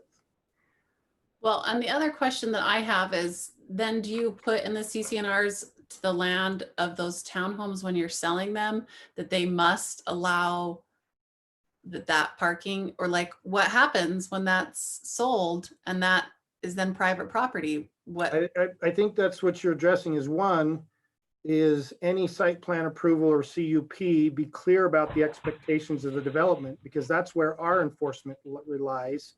But we would ensure that it gets translated into their CCNRs. And then if they ever change their CCNRs, we would still have the original approval for enforcement. But, but I think you raised somewhat the same concern, is just to make sure that that there is sufficient parking and that the fire access lane is preserved. And I appreciate that you said, you brought up the Pinea example of precedent for counting it. I have never done that on my time as the commission. I don't think I mean, you can correct us if I'm wrong, but we haven't as a commission ever approved that. So that's where I was coming from. And I actually don't feel comfortable approving that personally. I don't feel like even if it's been done in the past, I don't think that's a wise way of making sure, especially knowing going forward that these are going to be sold individually. Yeah, I just think in my final recommendation, I'll take a look at that issue, but I don't think you can use the ordinance to say they can't do it, is what I'm saying. So I have a question. So on the parking along the street, is the other side going to be no parking? Where you have those extra stalls, and then over by the townhome or the duplexes, is that side going to be no parking? It would have to be, because you have a 30-foot wide private lane. You would use 5 to 7 feet for the parking on the south side. And if you use 5 to 7 feet on the north side along the twin homes, there would be no longer 20 feet of fire lane access. So it's only on that south side. So we'd have to paint the curbs red or put up some no parking signs or something of that nature to ensure that it works. Okay. Kind of as a follow-up with this, Lisa, can you instruct us? So the onus is on us to find the problem. And then Corey, you were saying that we have to have evidence of it being a problem. Like Shaylin was saying that, we've seen it at other places. At what point do we, what point is it like sufficient evidence to say this is not 40, which is what is required? And we've seen in other situations that this has caused a problem. How much evidence are we required to bring legally? But I think you're splitting it. You have to consider that the first 8 units an acre are given. Right. I'm talking solely about the CUP, because I believe it's something that we'd have to mitigate if we approve the CUP. I think that has an adverse effect on the surrounding area. So how much do we have to prove that? Yeah. And I would give some time to the applicant to address it rather than trying to solve it in this discussion. Okay. Let them address it, and then you're raising it as an issue, and let the applicant and the staff go back and check that item out. But I do think, in my opinion, it really is an ordinance interpretation issue. Okay, so if staff is saying this is the way we interpret our parking count, this is the way we've always interpreted our parking count, it would be, I think that, that's an ordinance interpretation issue, and it would be problematic for the planning commission to just say, okay, well, I'm not sure I agree with that, and that's not the way we've interpreted it. Because if you see a problem with another development, the resolution is to change your ordinances. And that's the way the courts are going to look at it, is what does your ordinance say about parking? And I guess, and maybe that's what we can do. We'll go back and look and see if our ordinances are clear and see how we've interpreted this in the past. But, to just say, hey, we've had some problems in Pinea, so we are going to, outside of our ordinances and outside of the record, we're going to require more visitor parking. I think that Well, I'm not requiring more. I'm just asking that it's the problem that it has created by allowing the type of visitor parking in past be mitigated or be resolved. And especially if we're seeing that it is a problem based on how we've interpreted that in the past, wouldn't Right, what that I'm warrant saying, a though, is if it's reinterpretation? a problem, the solution is to fix your ordinances. But, you know, unless the ordinances are unclear, we haven't been consistent in that, you know, interpretation. But I think the fix is with your ordinances. But I also wanted to comment, what I was going to comment on the parking and mandating no parking. You know, we don't, usually CC&Rs are a private matter. I know we do say, hey, we want some of these in your CC&Rs, but the better way to handle that is to just make it a condition of the site plan and a condition of the CUP, because those run with the land and the city can enforce those. So that's where we would say, you know, this has to be no parking as a condition of both of the applicants. Right, and that's why I said we would establish it under the condition of an approval, and then we'd want it translated into the CC&Rs also. But I think as staff, we're certainly happy to, you know, go back and look at the ordinances and, you know, give you the citation and how we're interpreting them. But So then if it came down to, you know, wanting more parking, for example, our only option there is to appeal to the applicant to be a good corporate citizen and not be the, you know, the caricatured developer that just comes in, lines their pockets and leaves and says, and so we can appeal to them to say, do some more parking, maybe help us out with this. Is that kind of our only hope? Well, I don't think it's your only hope. We'll go back and take a look at the issue. The applicant will want to address what they've done so far. And I think we're hearing you loud and clear. You know, check your ordinances, make sure that we're not missing an opportunity there that we should be grabbing at. But at the same time, I think the developer is also in a position to try to look at some, because remember, this is conceptual. So they're probably still open to having some dialogue. So I would say give them a chance to answer this question later. Right, because I think that for me, one of the things that we've read a lot of those comments and heard from comments is parking. And for me, I'd like to see all of the parking be able to be contained within this development, not spill out onto Fourth West, not spill out onto the frontage road, because then those become impacts to the neighbors. Anybody who's traveling up and down the frontage road of Fourth West, or now they're having to deal with narrowed streets, essentially, you know, potential people dodging through cars and whatnot. And so, you know, what I would really like to be able to see is all of the parking contained within this unit, and maybe a separate discussion later, like Lisa's saying, is that we need to readdress our ordinance, and a half a stall per townhome is not sufficient because nobody has half a car, or, you know, one townhome doesn't have half a car. You know what I mean? You know what I mean? But I think that's a policy debate because you have the same problem with single family. So I think that's a larger policy debate. Well, I would just like to see when we set the precedent of choosing to use that, because maybe that, I mean, it's always like, well, we've had precedent. Well, when did that precedent begin? And when that precedent began, there was something different that was happening. So I just like to see also when that decision has been made. I'm looking at the plain language of the ordinance, and we'll get back to you on it, because I think the plain language of the ordinance is more powerful. Whether it's inadequate or not, maybe a discussion, but I would be uncomfortable saying it's relying solely on precedents. I think we rely solely on the plain language. And I think my position is that as long as you provide a 9x10 area, you satisfy that requirement. But we'll get back to you and show you those citations. Well, and by way of reminder, I mean, we did invite the applicant to sort of, if we had questions and we want to ask the applicant any questions while we're going along. Is this something, Becky, that you wanted to ask the applicant, how they plan on addressing the parking? I would love to. We actually asked the applicant last time to address this. And so that I know we already talked about this last time. So I'd love to hear if what she has to say, I guess, now again. Oh, now we're sharing a screen. Corey, did you intend to do that? Mine. Is it Yeah, mine? anticipation that the applicant may want this up. Awesome. Okay. Darlene? Can you hear me? Okay. Yes. Yeah, I appreciate the opportunity to speak to this. We did hear this very loud and clear last time. So I kind of just want to clarify where we're at. I'm not sure if the Planning Commission has been able to review this new diagram. We were asked to provide a color-coded diagram because I do think there's a little bit of confusion on the visitor parking for the duplexes versus the townhomes. So currently the requirement is to do a half stall per unit, which would be 40 stalls for the project. If we take into consideration that the duplexes do get 2 stalls, we're actually at 71.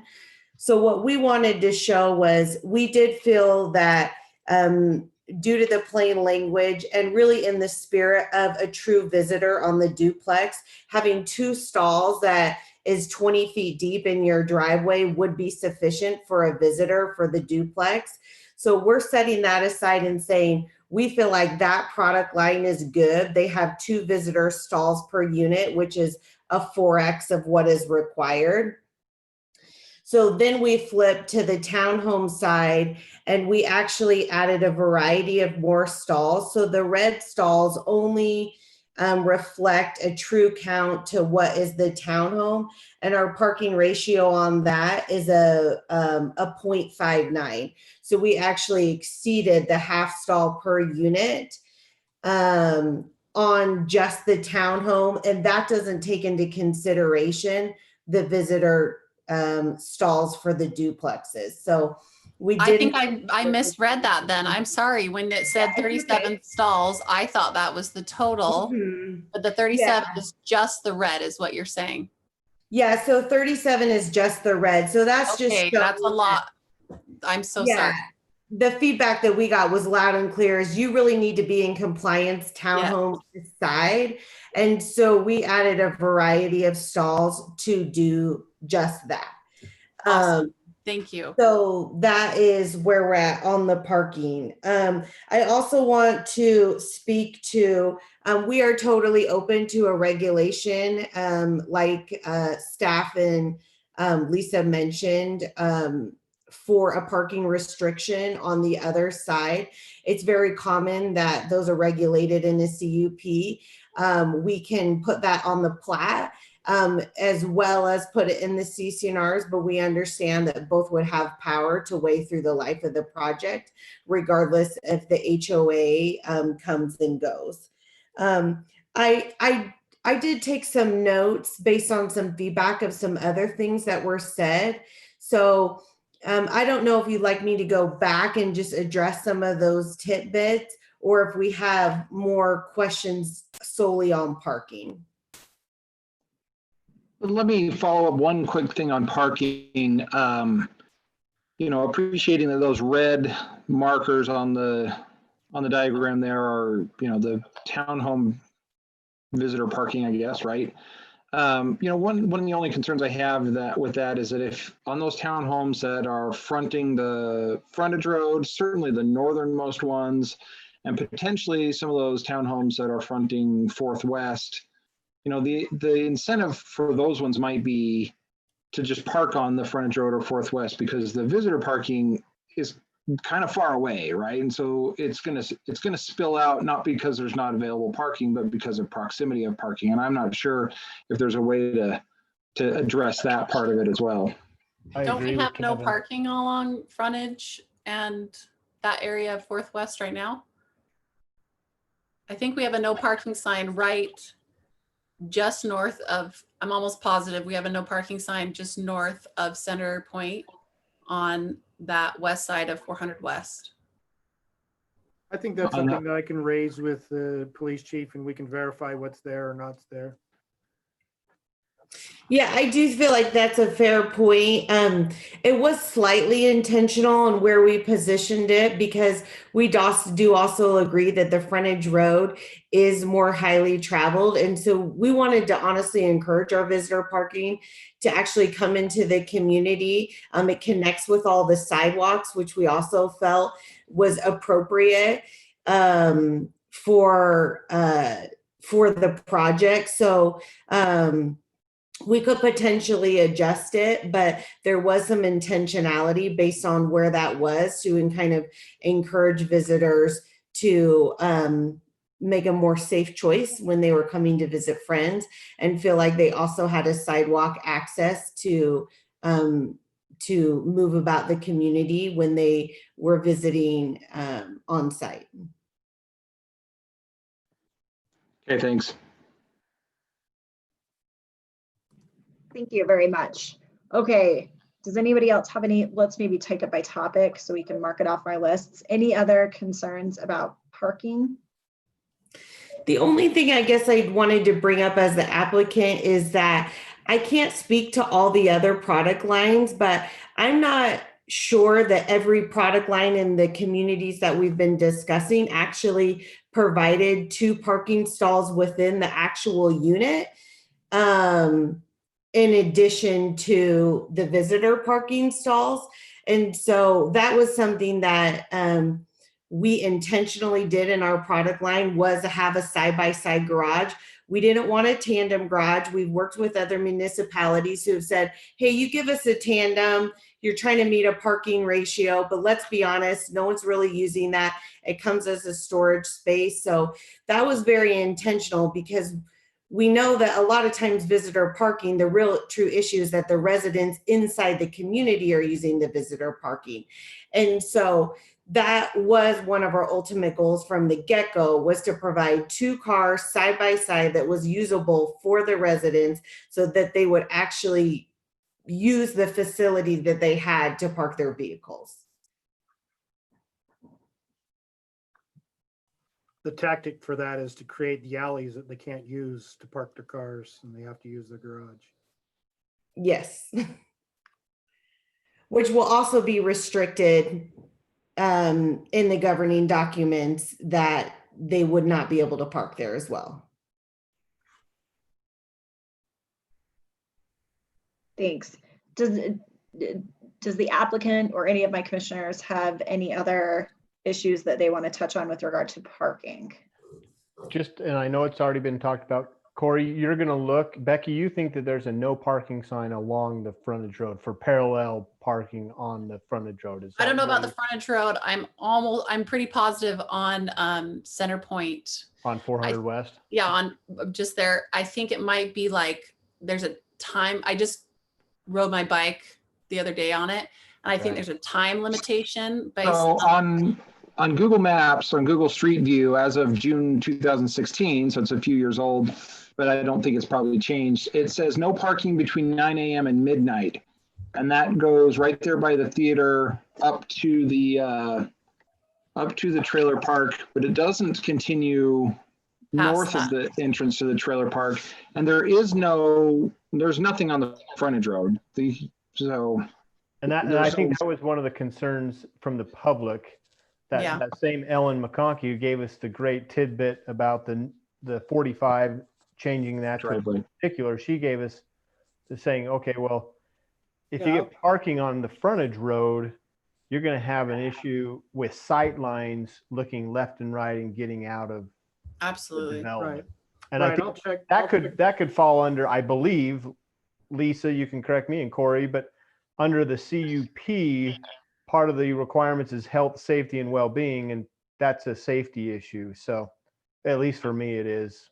Yeah, I'll check what the current restrictions are, what they're not, but I think that's fair game to discuss about how on-street parking would or wouldn't occur, because particularly on the frontage road, on that curve, even though it's 35 miles an hour there, it's still a sight issue. Yeah, that's my point. Well, and that's the something- whole reason why they made the entrance to Chick-fil-A so wonky, was because there's like all these sightline issues with frontage road. The only thing I want to be cautious of is to research a chance, because if the site is self-contained, then it may be a broader community problem rather than an applicant problem. And I want to find that distinguishment in our research. Yeah, and I don't know if we can, I think we're going to be heading down the road where we're going to require a pretty strict or comprehensive traffic study. And maybe that traffic study can also address these sight lines that would help us from a safety mitigation standpoint. Yeah, and we'll take a look at that. And again, I want to make sure that a public concern on a public road for no parking can be a broader legislative action on whether Okay. we want to do it on those types of roads. So Yeah. I'll research that and come back to you with the opinion of staff on that. Great, thanks. And can I just pile on just a tiny bit, Corey? Because I'm not sure whether it goes to this particular development or is a larger issue, but there was a specific comment raised with regard to the property owner just to the north of where the entranceway would be, specifically that if the bunch of cars parked right along there coming out of that, if she tried to back out and turn left, I mean, her sight lines are destroyed. Yeah, that's why I thought the 90-degree angle was a good suggestion. Yeah. And Hey, Shaylin, I think Darlene has a comment. oh, yes, I'm sorry, Darlene, I was going through my list. Yes?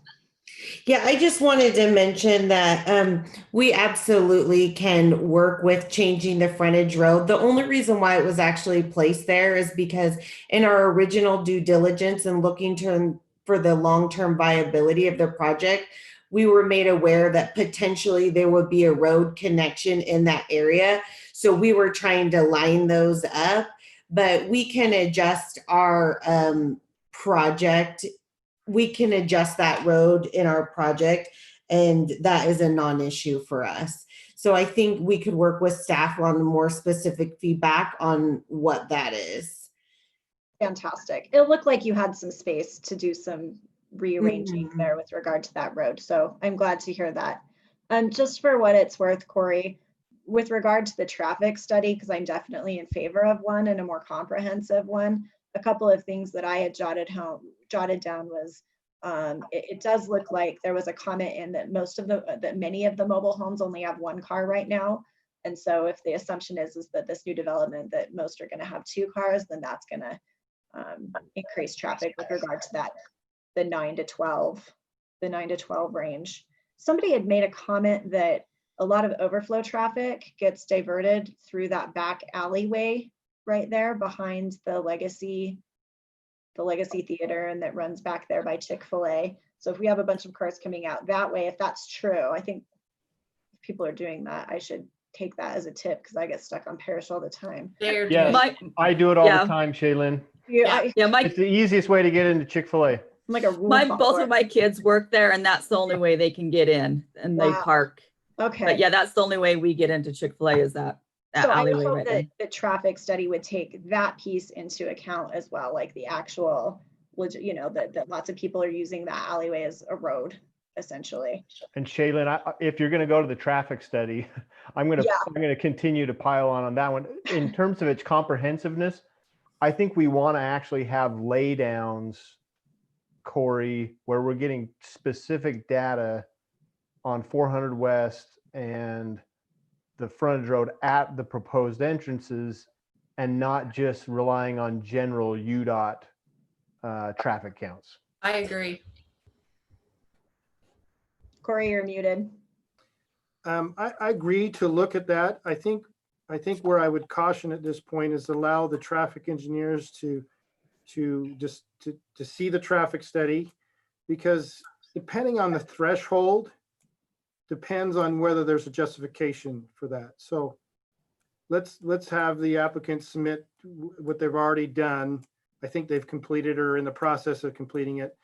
I'll bring those matters up with the city engineer, and we can come back to you on whether the thresholds that they've done are adequate or if something else needs to be done with the drop down measurements.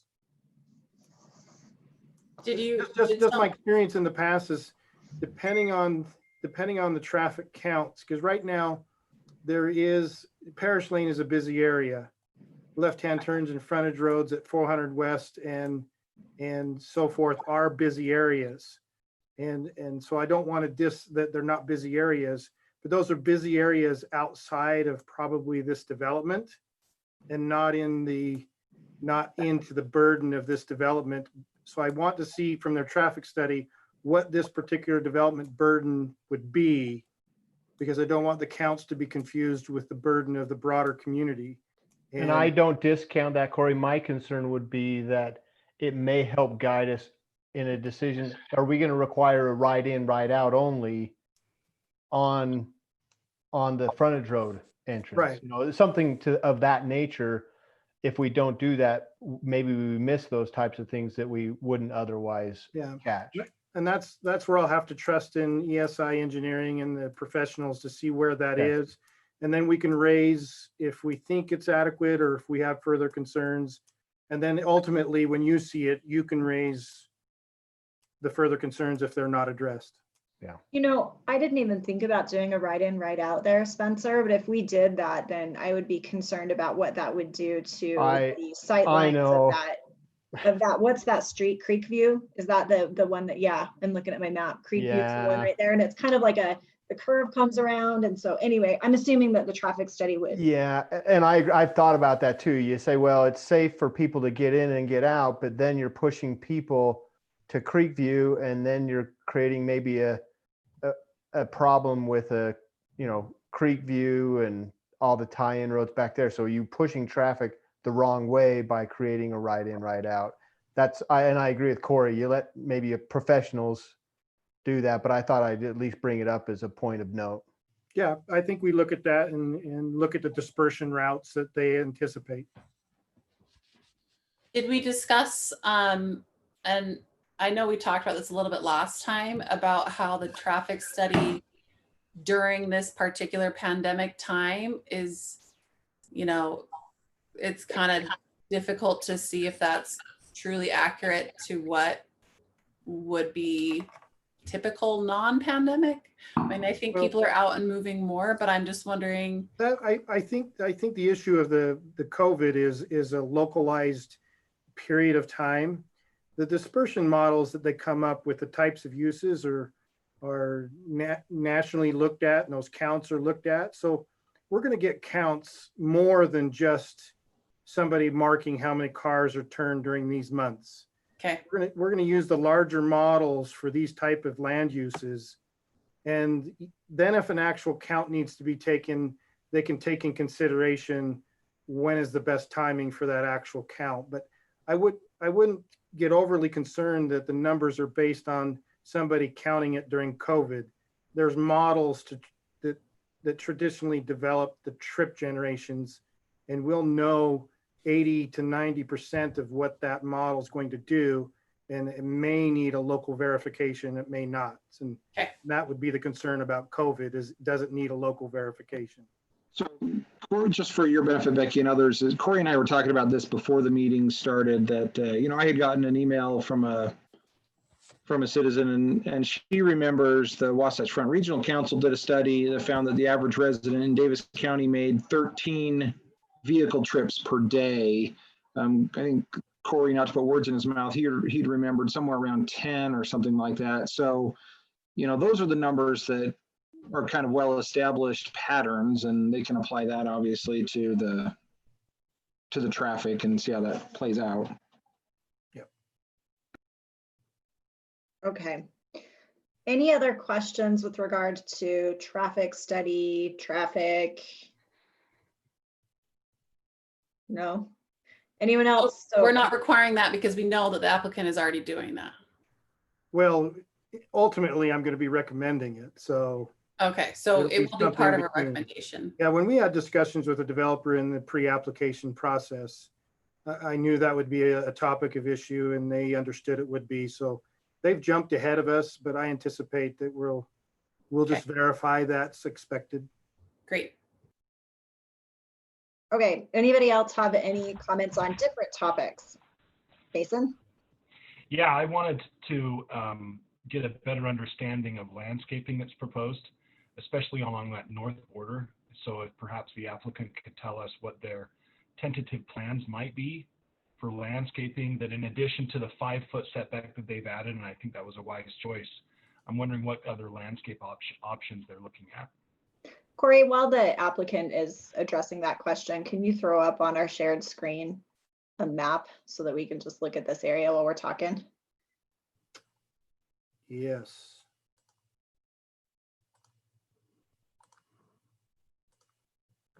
I have their application here.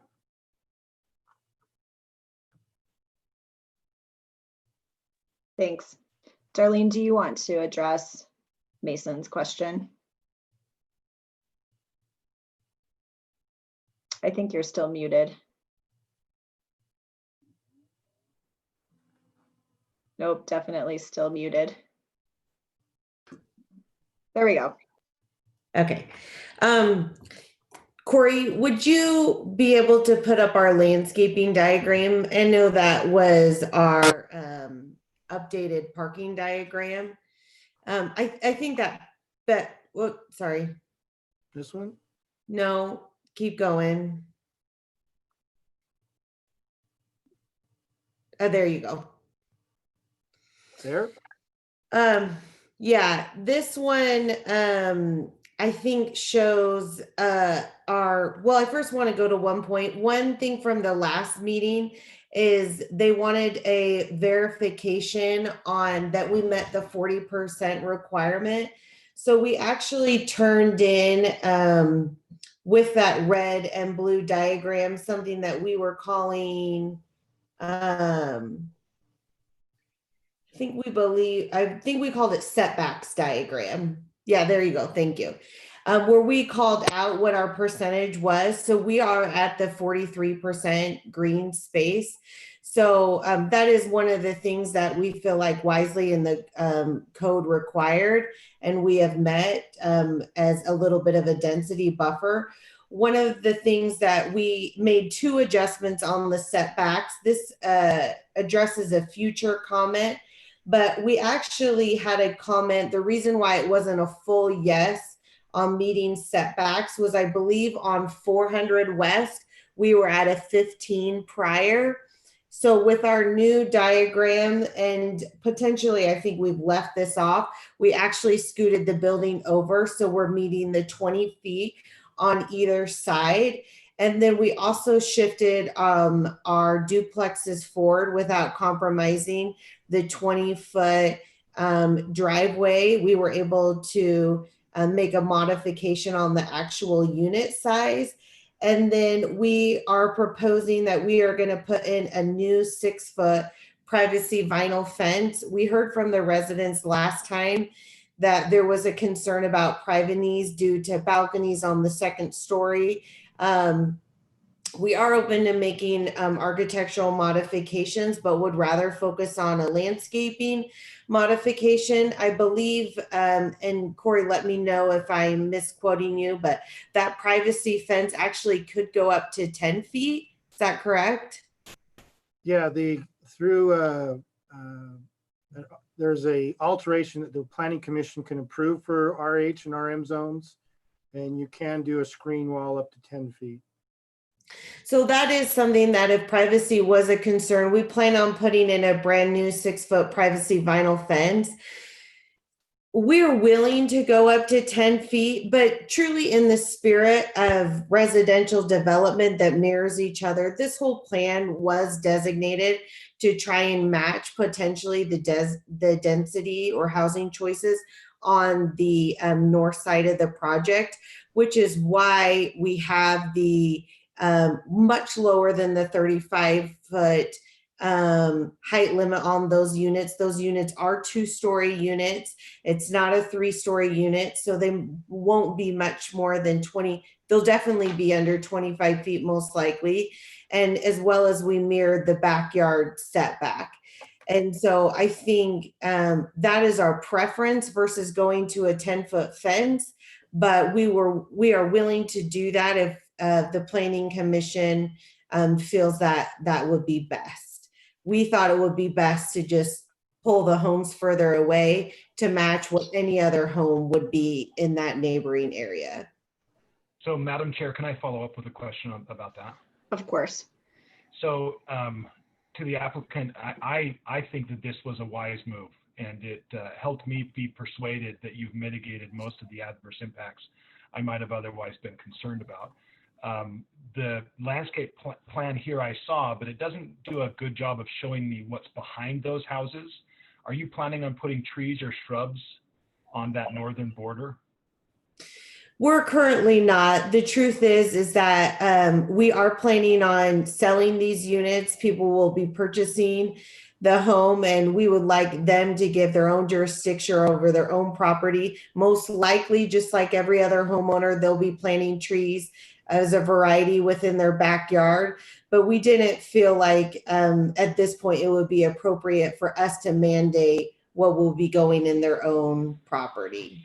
That's interesting. If I could follow up again. So Darlene, are you saying that the backyards to these duplexes are going to be private and they're not common space to an HOA? That's correct.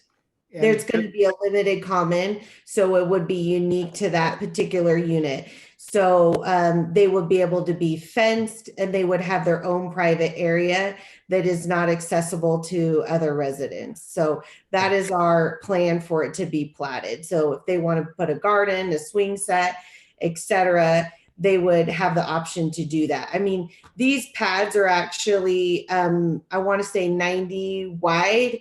And so, I mean, that's 45 feet. That's a lot of space for someone to utilize for their own purposes.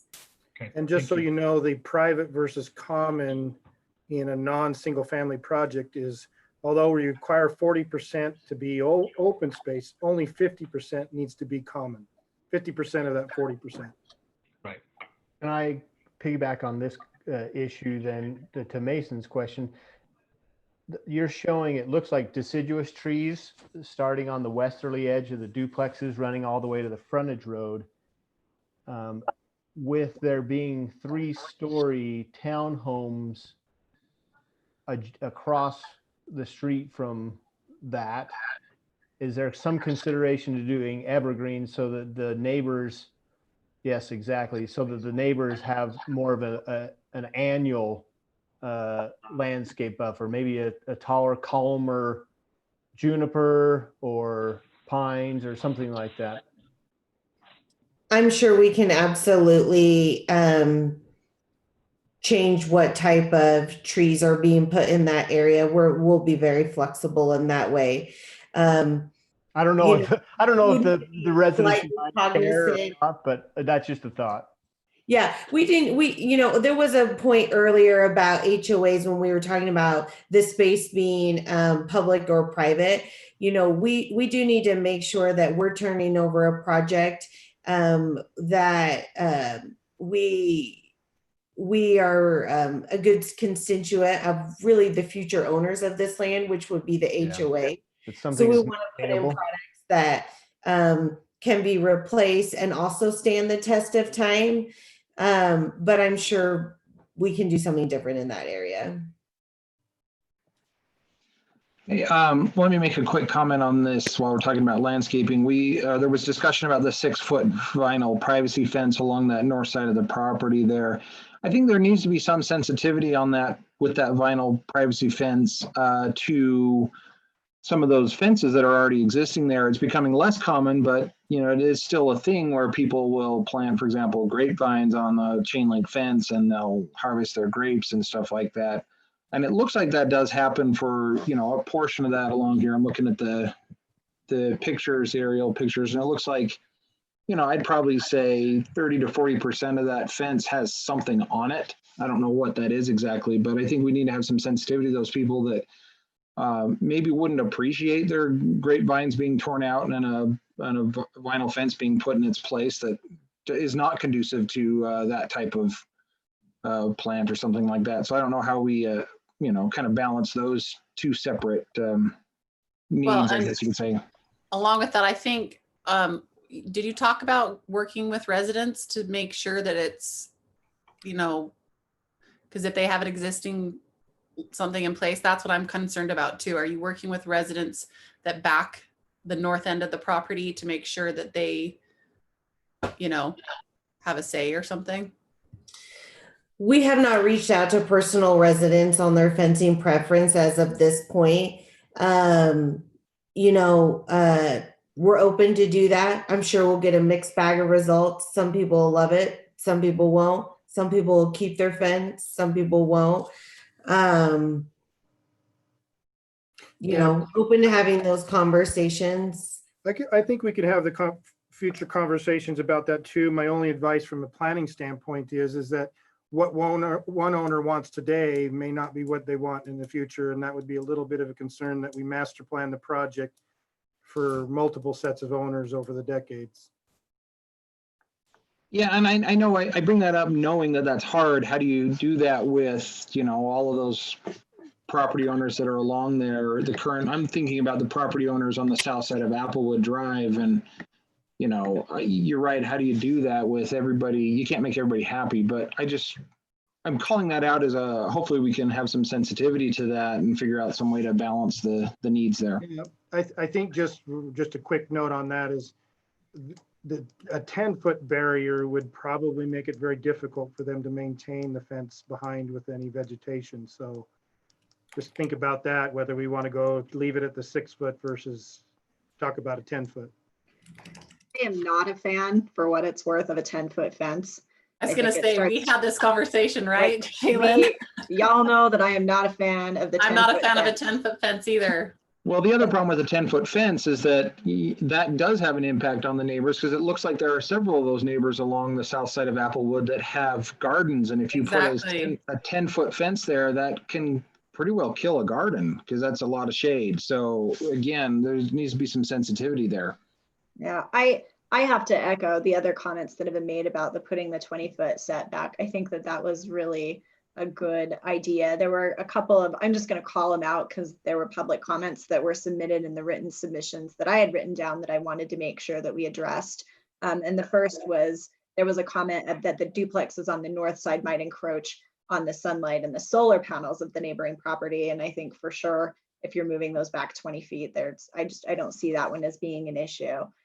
There was another comment that was raised about what steps are we going to take to protect the trees and the roots on the neighboring properties to the north. And I think that moving those setbacks back to the 20 feet likely addresses that concern as well. Corey, do you have any concerns at all with regards to impacting any of the existing trees?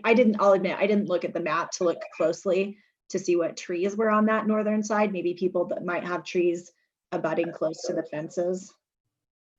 Yeah, I think that's difficult because there's a whole set of case law and civil disputes about trees, and I'm not an expert in all those things, but there are damage claims that could be made depending on what an owner does to somebody's tree on the other side of the fence. Is it on the center of the property line? Is it? Yeah, there's a lot of civil disputes, but I think a fence construction is going to be minimal impact on a root system. A wall that needs a foundation to support it structurally would have much more damage, and that's where you're getting into the 10-foot wall again. Darlene, go ahead. No, you finish up. I was just hitting my miscellaneous comments. So if you have a question about this, go for it. Yeah, I do. So Darlene, you mentioned that you lowered the height to a 25. Is that what you said? What I was alluding to is that when we submitted our plan, it was intentional that the buildings that are 3-story are, 140 feet away from Applewood Drive. And so the product line that is adjacent, and I apologize if I'm not saying that street correctly. No, you are. Okay.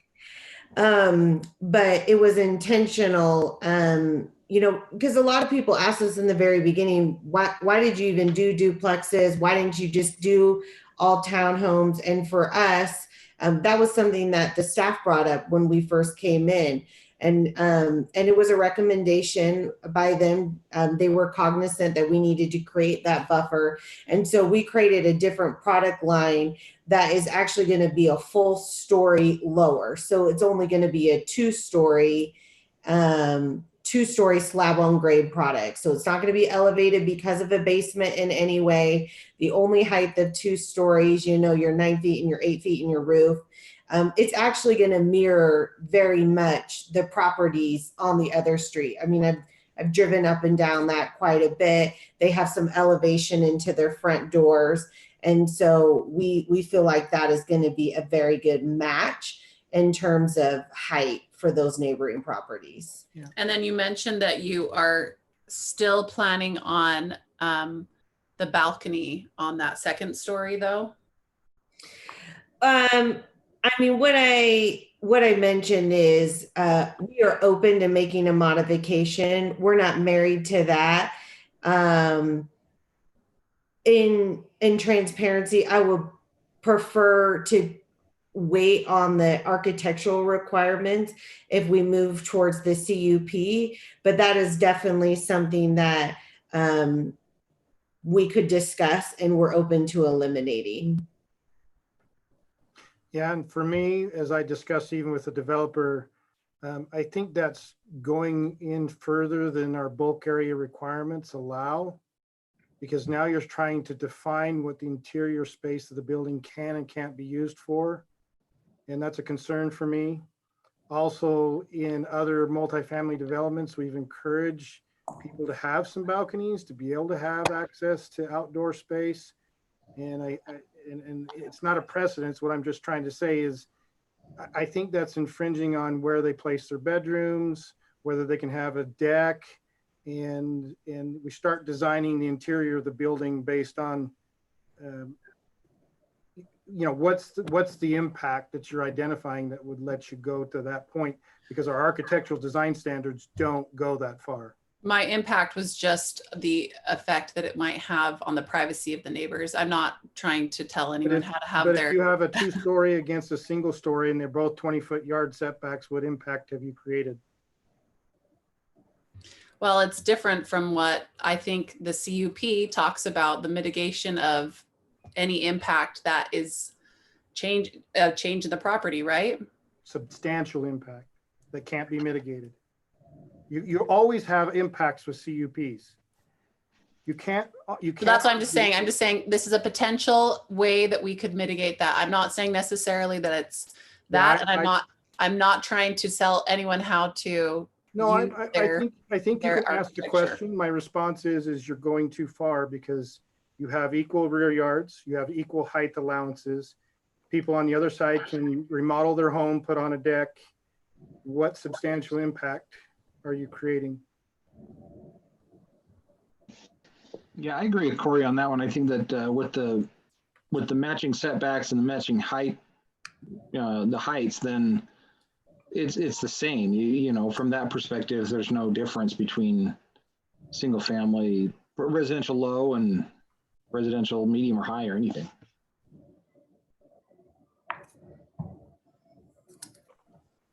Okay. If you don't mind, I'll just run through a couple of my cleanup things. Corey, I always like to try to address public comments just so people are clear on answers. Somebody had submitted a question with regard to, well, this was in the written comments, about time limits for noise construction. My understanding is that the city has typical requirements that deal with noise ordinances. Can you address that question? Yes, deliveries and construction activities are limited, I believe, between 10 p.m. and 6 a.m. And so that type of noise is mitigated for the nighttime. However, during the daytime, I would not say it's as restrictive. It's you know, the deliveries, the noises are created or expected during the day. And so our noise ordinance wouldn't stop construction activities during those operational hours. And you would experience some noise during the construction period due to the construction activities. And we just don't have anything. I mean, daycares in a backyard. I've been involved in other cities where the daycare is approved and the children playing in the playgrounds noisy during the day. And unfortunately, our daytime activities, you should expect some noise. Okay, but at least with regards to the evening time, we already have existing ordinances, so they don't have to worry about big trucks coming through late at night or early in the morning. Correct. Okay. Where on this property, I'm sorry, can you pull up the map and show me, where is the detention facility on the west end? There was a question that was submitted, and I'll admit I didn't focus on this one as much. The question was, what is the size of the detention facility on the west end? And is there a low impact development measure? Are there low impact development measures that can be used to decrease the amount of detention required at the site? That was just one of the questions that was asked, and so I wanted to make sure I understood. And I think staff in his initial report brought that, but the proposed detention area is here out towards the frontage road. Okay. That's where it can hit our storm drain system and be managed.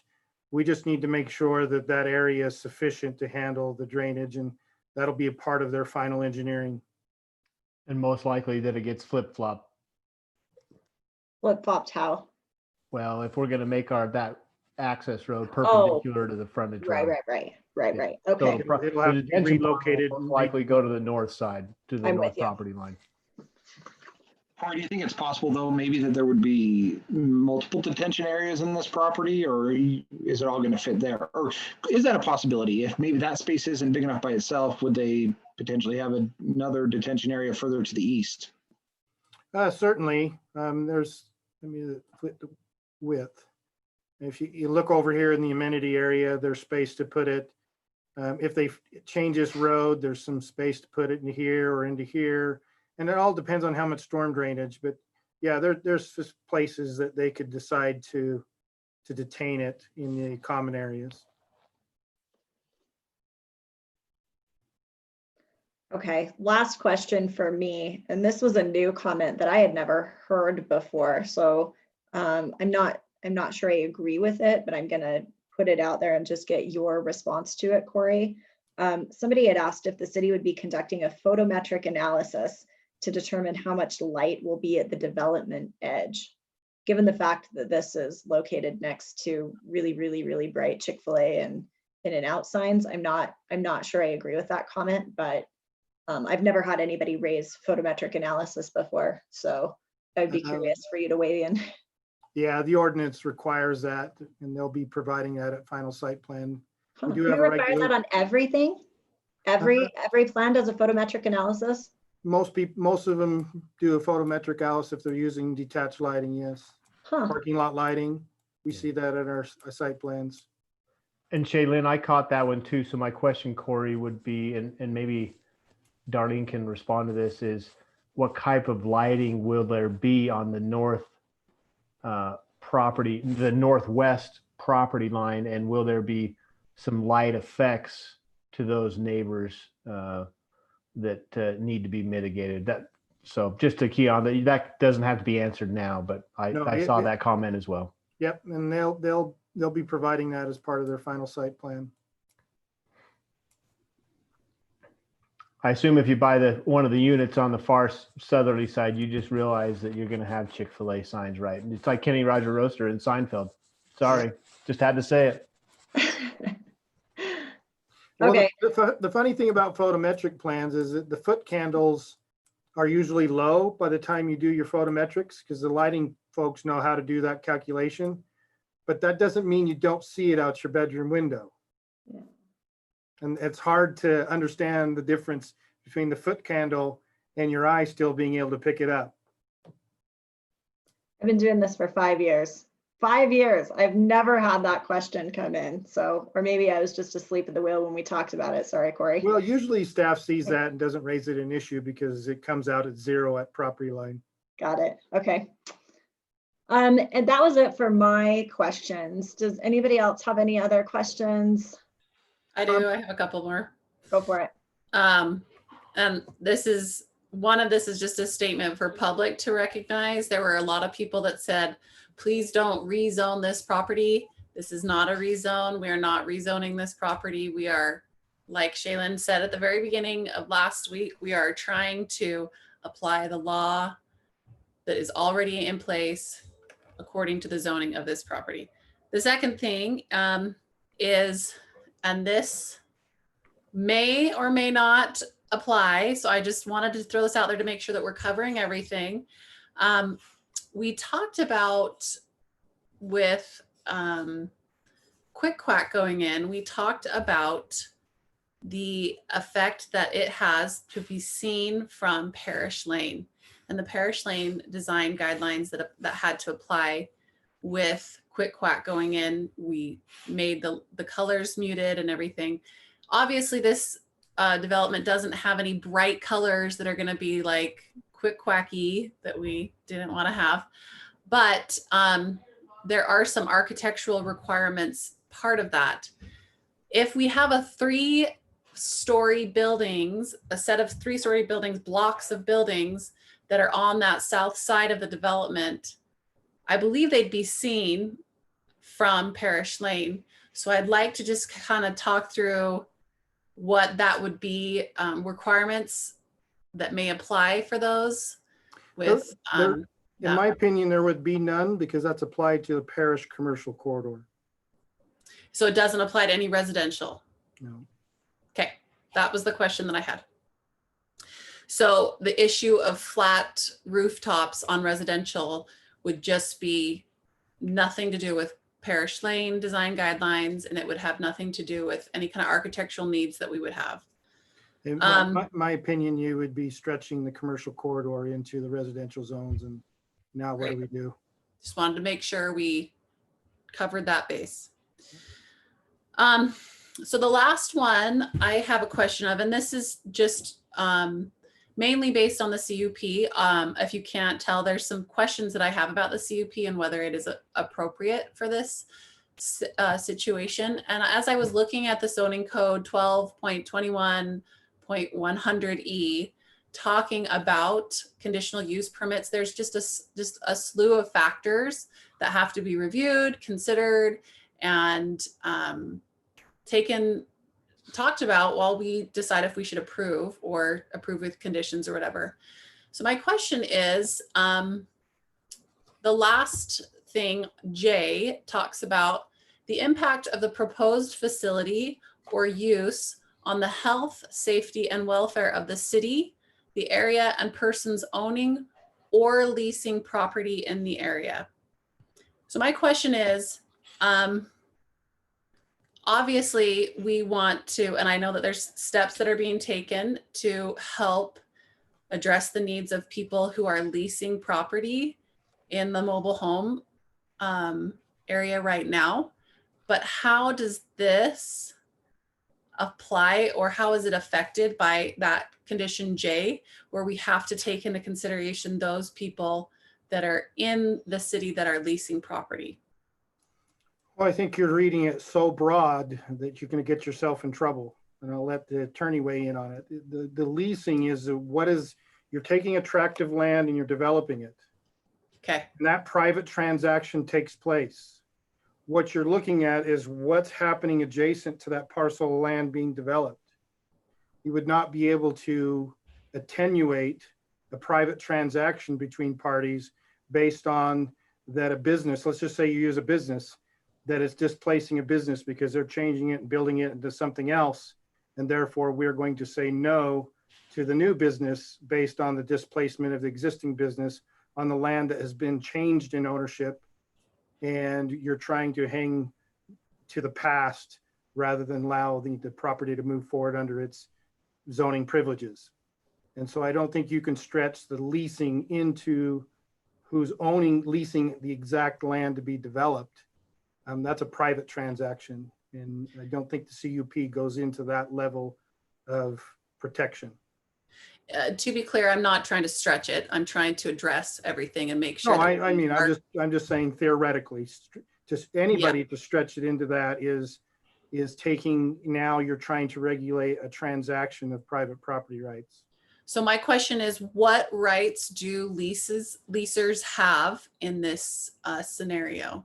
I just want to make sure that I'm aware and that the people who are being affected are also aware. Because if they don't have a right, if they don't have any kind of, what is that legal term, remedy or something to, or something based on that they're not owners of the land, do they have any sort of protection as leasers of the land? Now I'm not into the attorney stuff and I don't play one on TV. That's a complicated system. There are lots of claimant rights under contract law and all those other terms, and maybe Lisa and even Mason can better weigh in on, what are their rights and what is that role is a complicated law question. And again, this is not to speak too broadly. This, before you begin, Lisa, this is not to try to read things too broadly. This is simply because I feel a duty as a planning commissioner to address the needs of 45 plus families that are being displaced. And I understand that this is a private transaction. I'm just trying to gain a little bit of understanding. Yeah, I think we have to read our conditional use permit. You know, it addresses a lot of different conditional uses, mainly businesses and things like that. So this is a little odd doing a conditional use permit for density, but I think that's what you have to focus on is remember they get 8 units per acre. Okay, whether you use that. So all you're asking is, okay, what is the impact of 9 to 12 units on this adjacent to residential, and it's already zoned that. So I think that it's just a general question for the Planning Commission to look at as part of this is, you know, yeah, how does it impact the area? But I think it would be very it's difficult to create in the record that adverse impact from residential. And in my opinion, you're looking at what that is saying is whether you own or lease property, it's anybody that, you know, in the area. How does this use of additional density, 9 to 12 units, impact the others in the area, whether you own property or whether you lease property? Yeah, the difficult part is that, you know, I think that you've expressed it earlier, and I know that, you know, being a zoning administrator, it may look a little negative on my role to simply be technical about the zoning and the codes. You know, there's certainly tragic stories here. I think the Zoom meetings were very difficult for, I think, all of us, including those who participated in the Zoom meetings from the trailer park, how difficult this subject is and how heart-wrenching and how some of the tragedies that could be experienced with the new development would take place. And I think the city is trying its best in the background. We've had conversations with the applicant. We've had conversations with interest groups. And even we found among those interest groups, there's always limited funds and limited capabilities. And I think for the residents in the area, it's important for them to not only voice their opinion as they have in the Zoom meeting, but I think your question goes to what are their rights? I think they need to consult with experts in that field that they may have contacts with to make sure they look over their individual situations so that their best interests can be considered in their individual stories. And also at the same time, I think others are looking at what may be due to help. So what I'm basically maybe pitching to those who own into the trailer park, you don't stop at whether the zoning is right or wrong or whether it gets approved. I think you also, if you're approached by the landowners, have a discussion with them and share your story. I think also with those that you can contact to give you expert legal advice or financial assistance, you know, have a discussion with them because this project is not yet approved. And so if it goes down the road, which it should seemingly see that we're probably heading that direction, if it does get to a final approval at some point in time, you know, the rubber hits the road. And so it's important for the residents to get in contact with their experts, to give them the advice, interest groups, talk with them. I know they've been contacted, and find out how in this very difficult situation, how can they move forward in their own best interest. So don't stop at the public hearings for zoning. Get in contact with these experts so that you can find out that if there comes a drop dead date, whatever that future may be, you have the tools to maybe and knowledge to at least make critical decisions in your story. Because I think we all feel that they have very, very personal stories to their lives, and this is a difficult thing for them. Okay, great. Thank you. That helps me. That helps clear up some things on the CUP. I appreciate it. Does anyone else have any questions for Corey? Any questions for the applicant? Any further discussion on this one? I know that staff's recommendation is that we not make a decision today, which I'm in favor of. Staff has recommended that we table this matter, allow them to go back and incorporate all the public comments and our discussion today and what the applicant has said and come back to us with a formal proposal. So that's what I am planning to do. But any other feedback that anyone wants to give to staff? The only suggestion is give, just out of courtesy, give the applicant the last argument. I am totally with you, Corey. Yep, Can I I planned on jump it. in with one quick question? Please Madam do. Chair. This is for the applicant directly. For the units that are going to front along either of the streets, are you going to treat those fronting landscape, call it, patio, porch areas any differently than you'll be treating the landscaping and porch treatments for the interior facing units? And I don't know if I necessarily have any cause to add a condition due to the CUP. I'm just curious if you intend to do anything different for the street fronting units.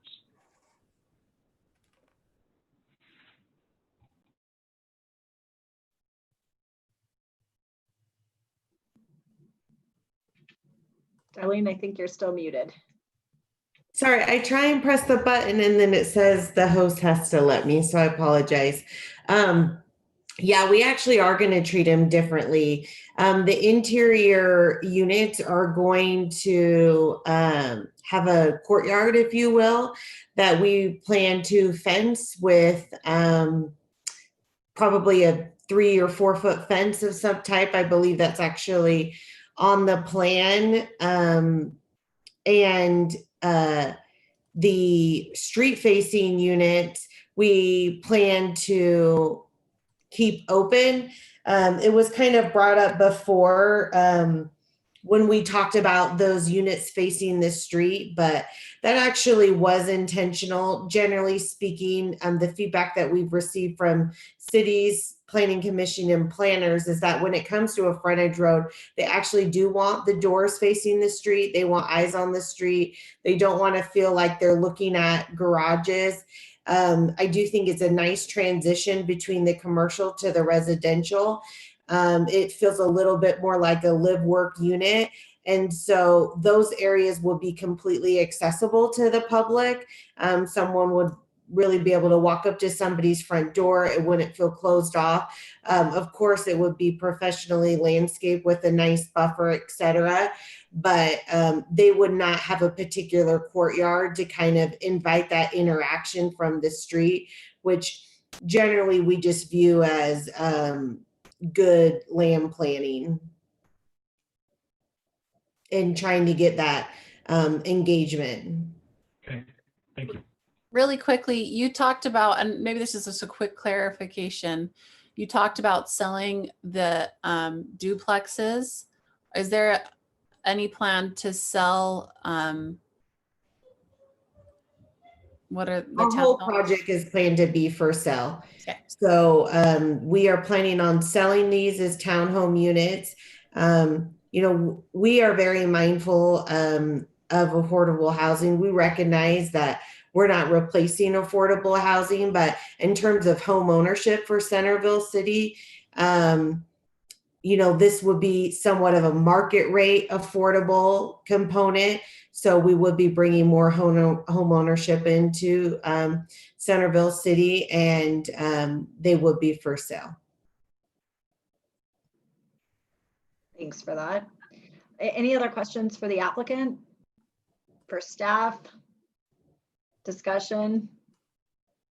Speak now or forever hold your peace. No, just kidding, because we're going to talk about this one at our next meeting. No, just as long as the applicant has a chance to say whatever else she wants to say. Yeah, she can, Okay. gonna say speak whatever It else. looks like to me that everybody has finished up their comments. So Darlene, we will turn the time over to you to give us any last thoughts. Yeah, I mean, I don't have a final statement, if you will. I would just say, as we said prior, we're continuing to take every comment that we've had.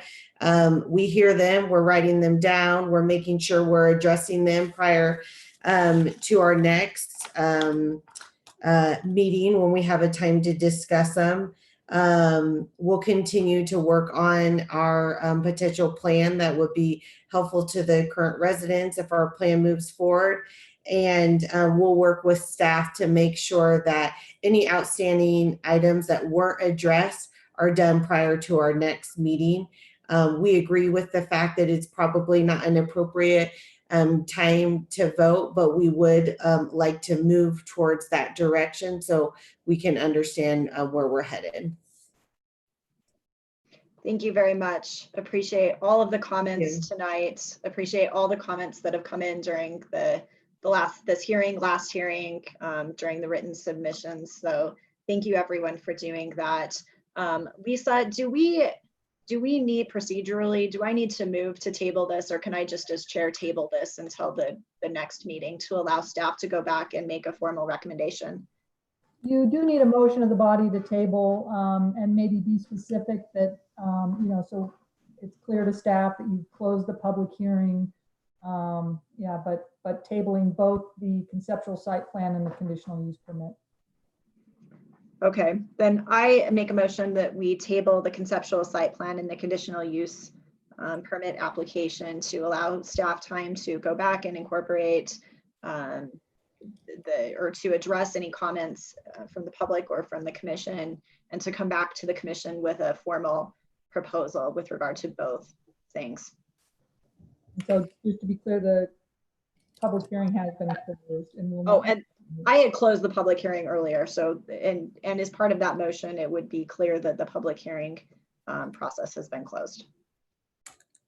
Second. Wait, are we still allowing any additional public comments, or just we're done? We're done.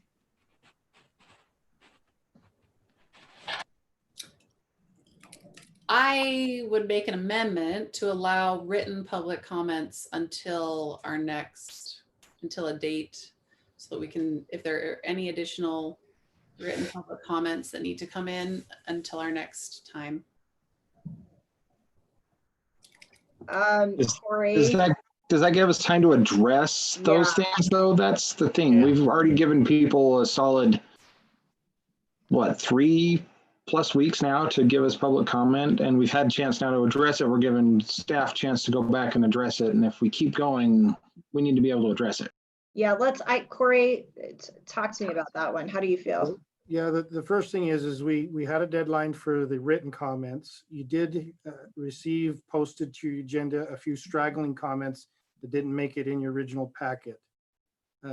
My view of it is twofold. One, your first decision is do you think you've explored the public comment sufficiently? And my answer is I believe you have very sufficiently, from my position, provided adequate public comment. The second would be the advice is if you try to leave it open, you probably, unless you feel differently, I'm going to give you the open window, you're probably not going to hear much different. And then if that's submitted, somebody else will say, well, I didn't know. It didn't come in my mailer, like you said last time. We didn't take the community police out there last time. And now you create another disparity. And will that create an opportunity for you to take action? And I would say, no, it would prohibit it. So I think your first answer is do you feel that there's not been adequate public comment? If there has, close it. If there hasn't, then we need to readdress it. Well, and commissioners may not agree with me, that's fine. I just think, given the gravity of the situation, this is not a typical just application that we have that people just, are willing parties and doing things and moving along. This is a slightly different situation in my mind. And so we may not receive anything different. And if you don't want to, that's fine. You don't have to keep it open. But I just thought, given the fact that it's changing lives so drastically, I would, if we're tabling it anyway, and we're going to bring it back next week, that's where I was making that suggestion. So Becky, would you put a date proposal on that you'll accept written submissions through X? Yeah, and that's what I was going to ask. How soon before this meeting did we require them to be turned in? Was it a week before? The Friday before. Friday before. We had the deadline a Thursday before, so we could put it in your packet. Thursday before.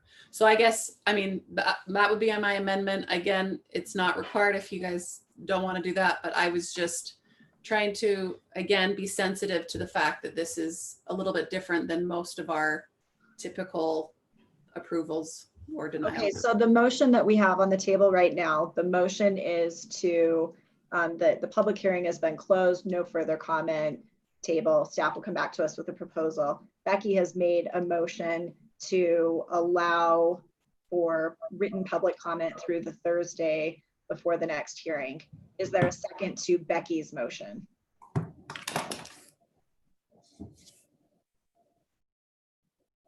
hearing no second, the motion, which means that the existing motion is still on the table, which is to close the public hearing, no further comment, table this matter to allow staff to make a formal recommendation with regard to the conceptual site plan and the conditional use permit. Do I have a second on that motion? I've got a second. Okay, it's been moved and seconded. Any further discussion or debate? If not, we'll go ahead and take a roll call vote. Commissioner Kiar. Yes, nay, aye, sorry. Aye. Commissioner Wilcox. Aye. Commissioner Daly. Aye. Commissioner Summerhays. Aye. Commissioner Wright. Aye. And I'm an aye as well. Okay, so Corey, hopefully you have everything you need and more. All right, thank you. Thank you. I really do want to say, for the few of you who are still hanging around, thank you so much for your comments. We really, really do appreciate them. This one's hard from an emotional standpoint, because we know that a lot of people are being impacted. So thank you very much. Moving right along to the next item on our agenda is the Community Development Director's Report and City Council Update. I'll turn the time over to you, Corey.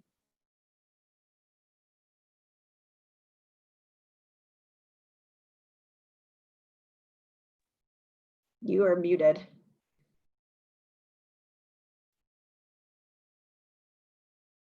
Still, there you go. When you kick it to a small screen, it doesn't let you do anything.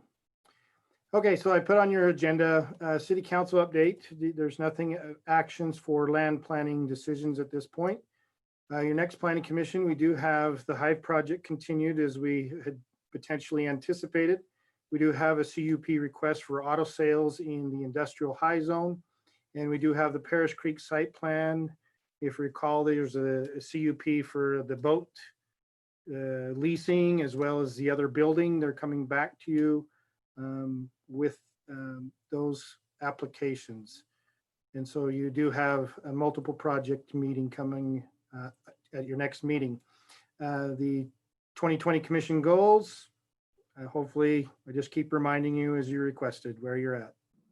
Thanks, Corey. At some point we'll be able to return to South Main Street, but right now it seems like we've got some other more pressing matters on our plate. All right. And the last item on our agenda are the minutes from May 13th. So we'll do this in the ordinary course, starting page by page. Let me know if you have any changes. So starting with page 1, page 2, page 3. I noticed one just typo on line 32. We've underlined Centerville. And we haven't underlined Centerville for any of the other folks there. Anything else on page 3? Page 4. Page 5. Page 6. I had one comment on line 10. The bountiful is underlined and shouldn't be, just to be consistent. Anything else on page 6?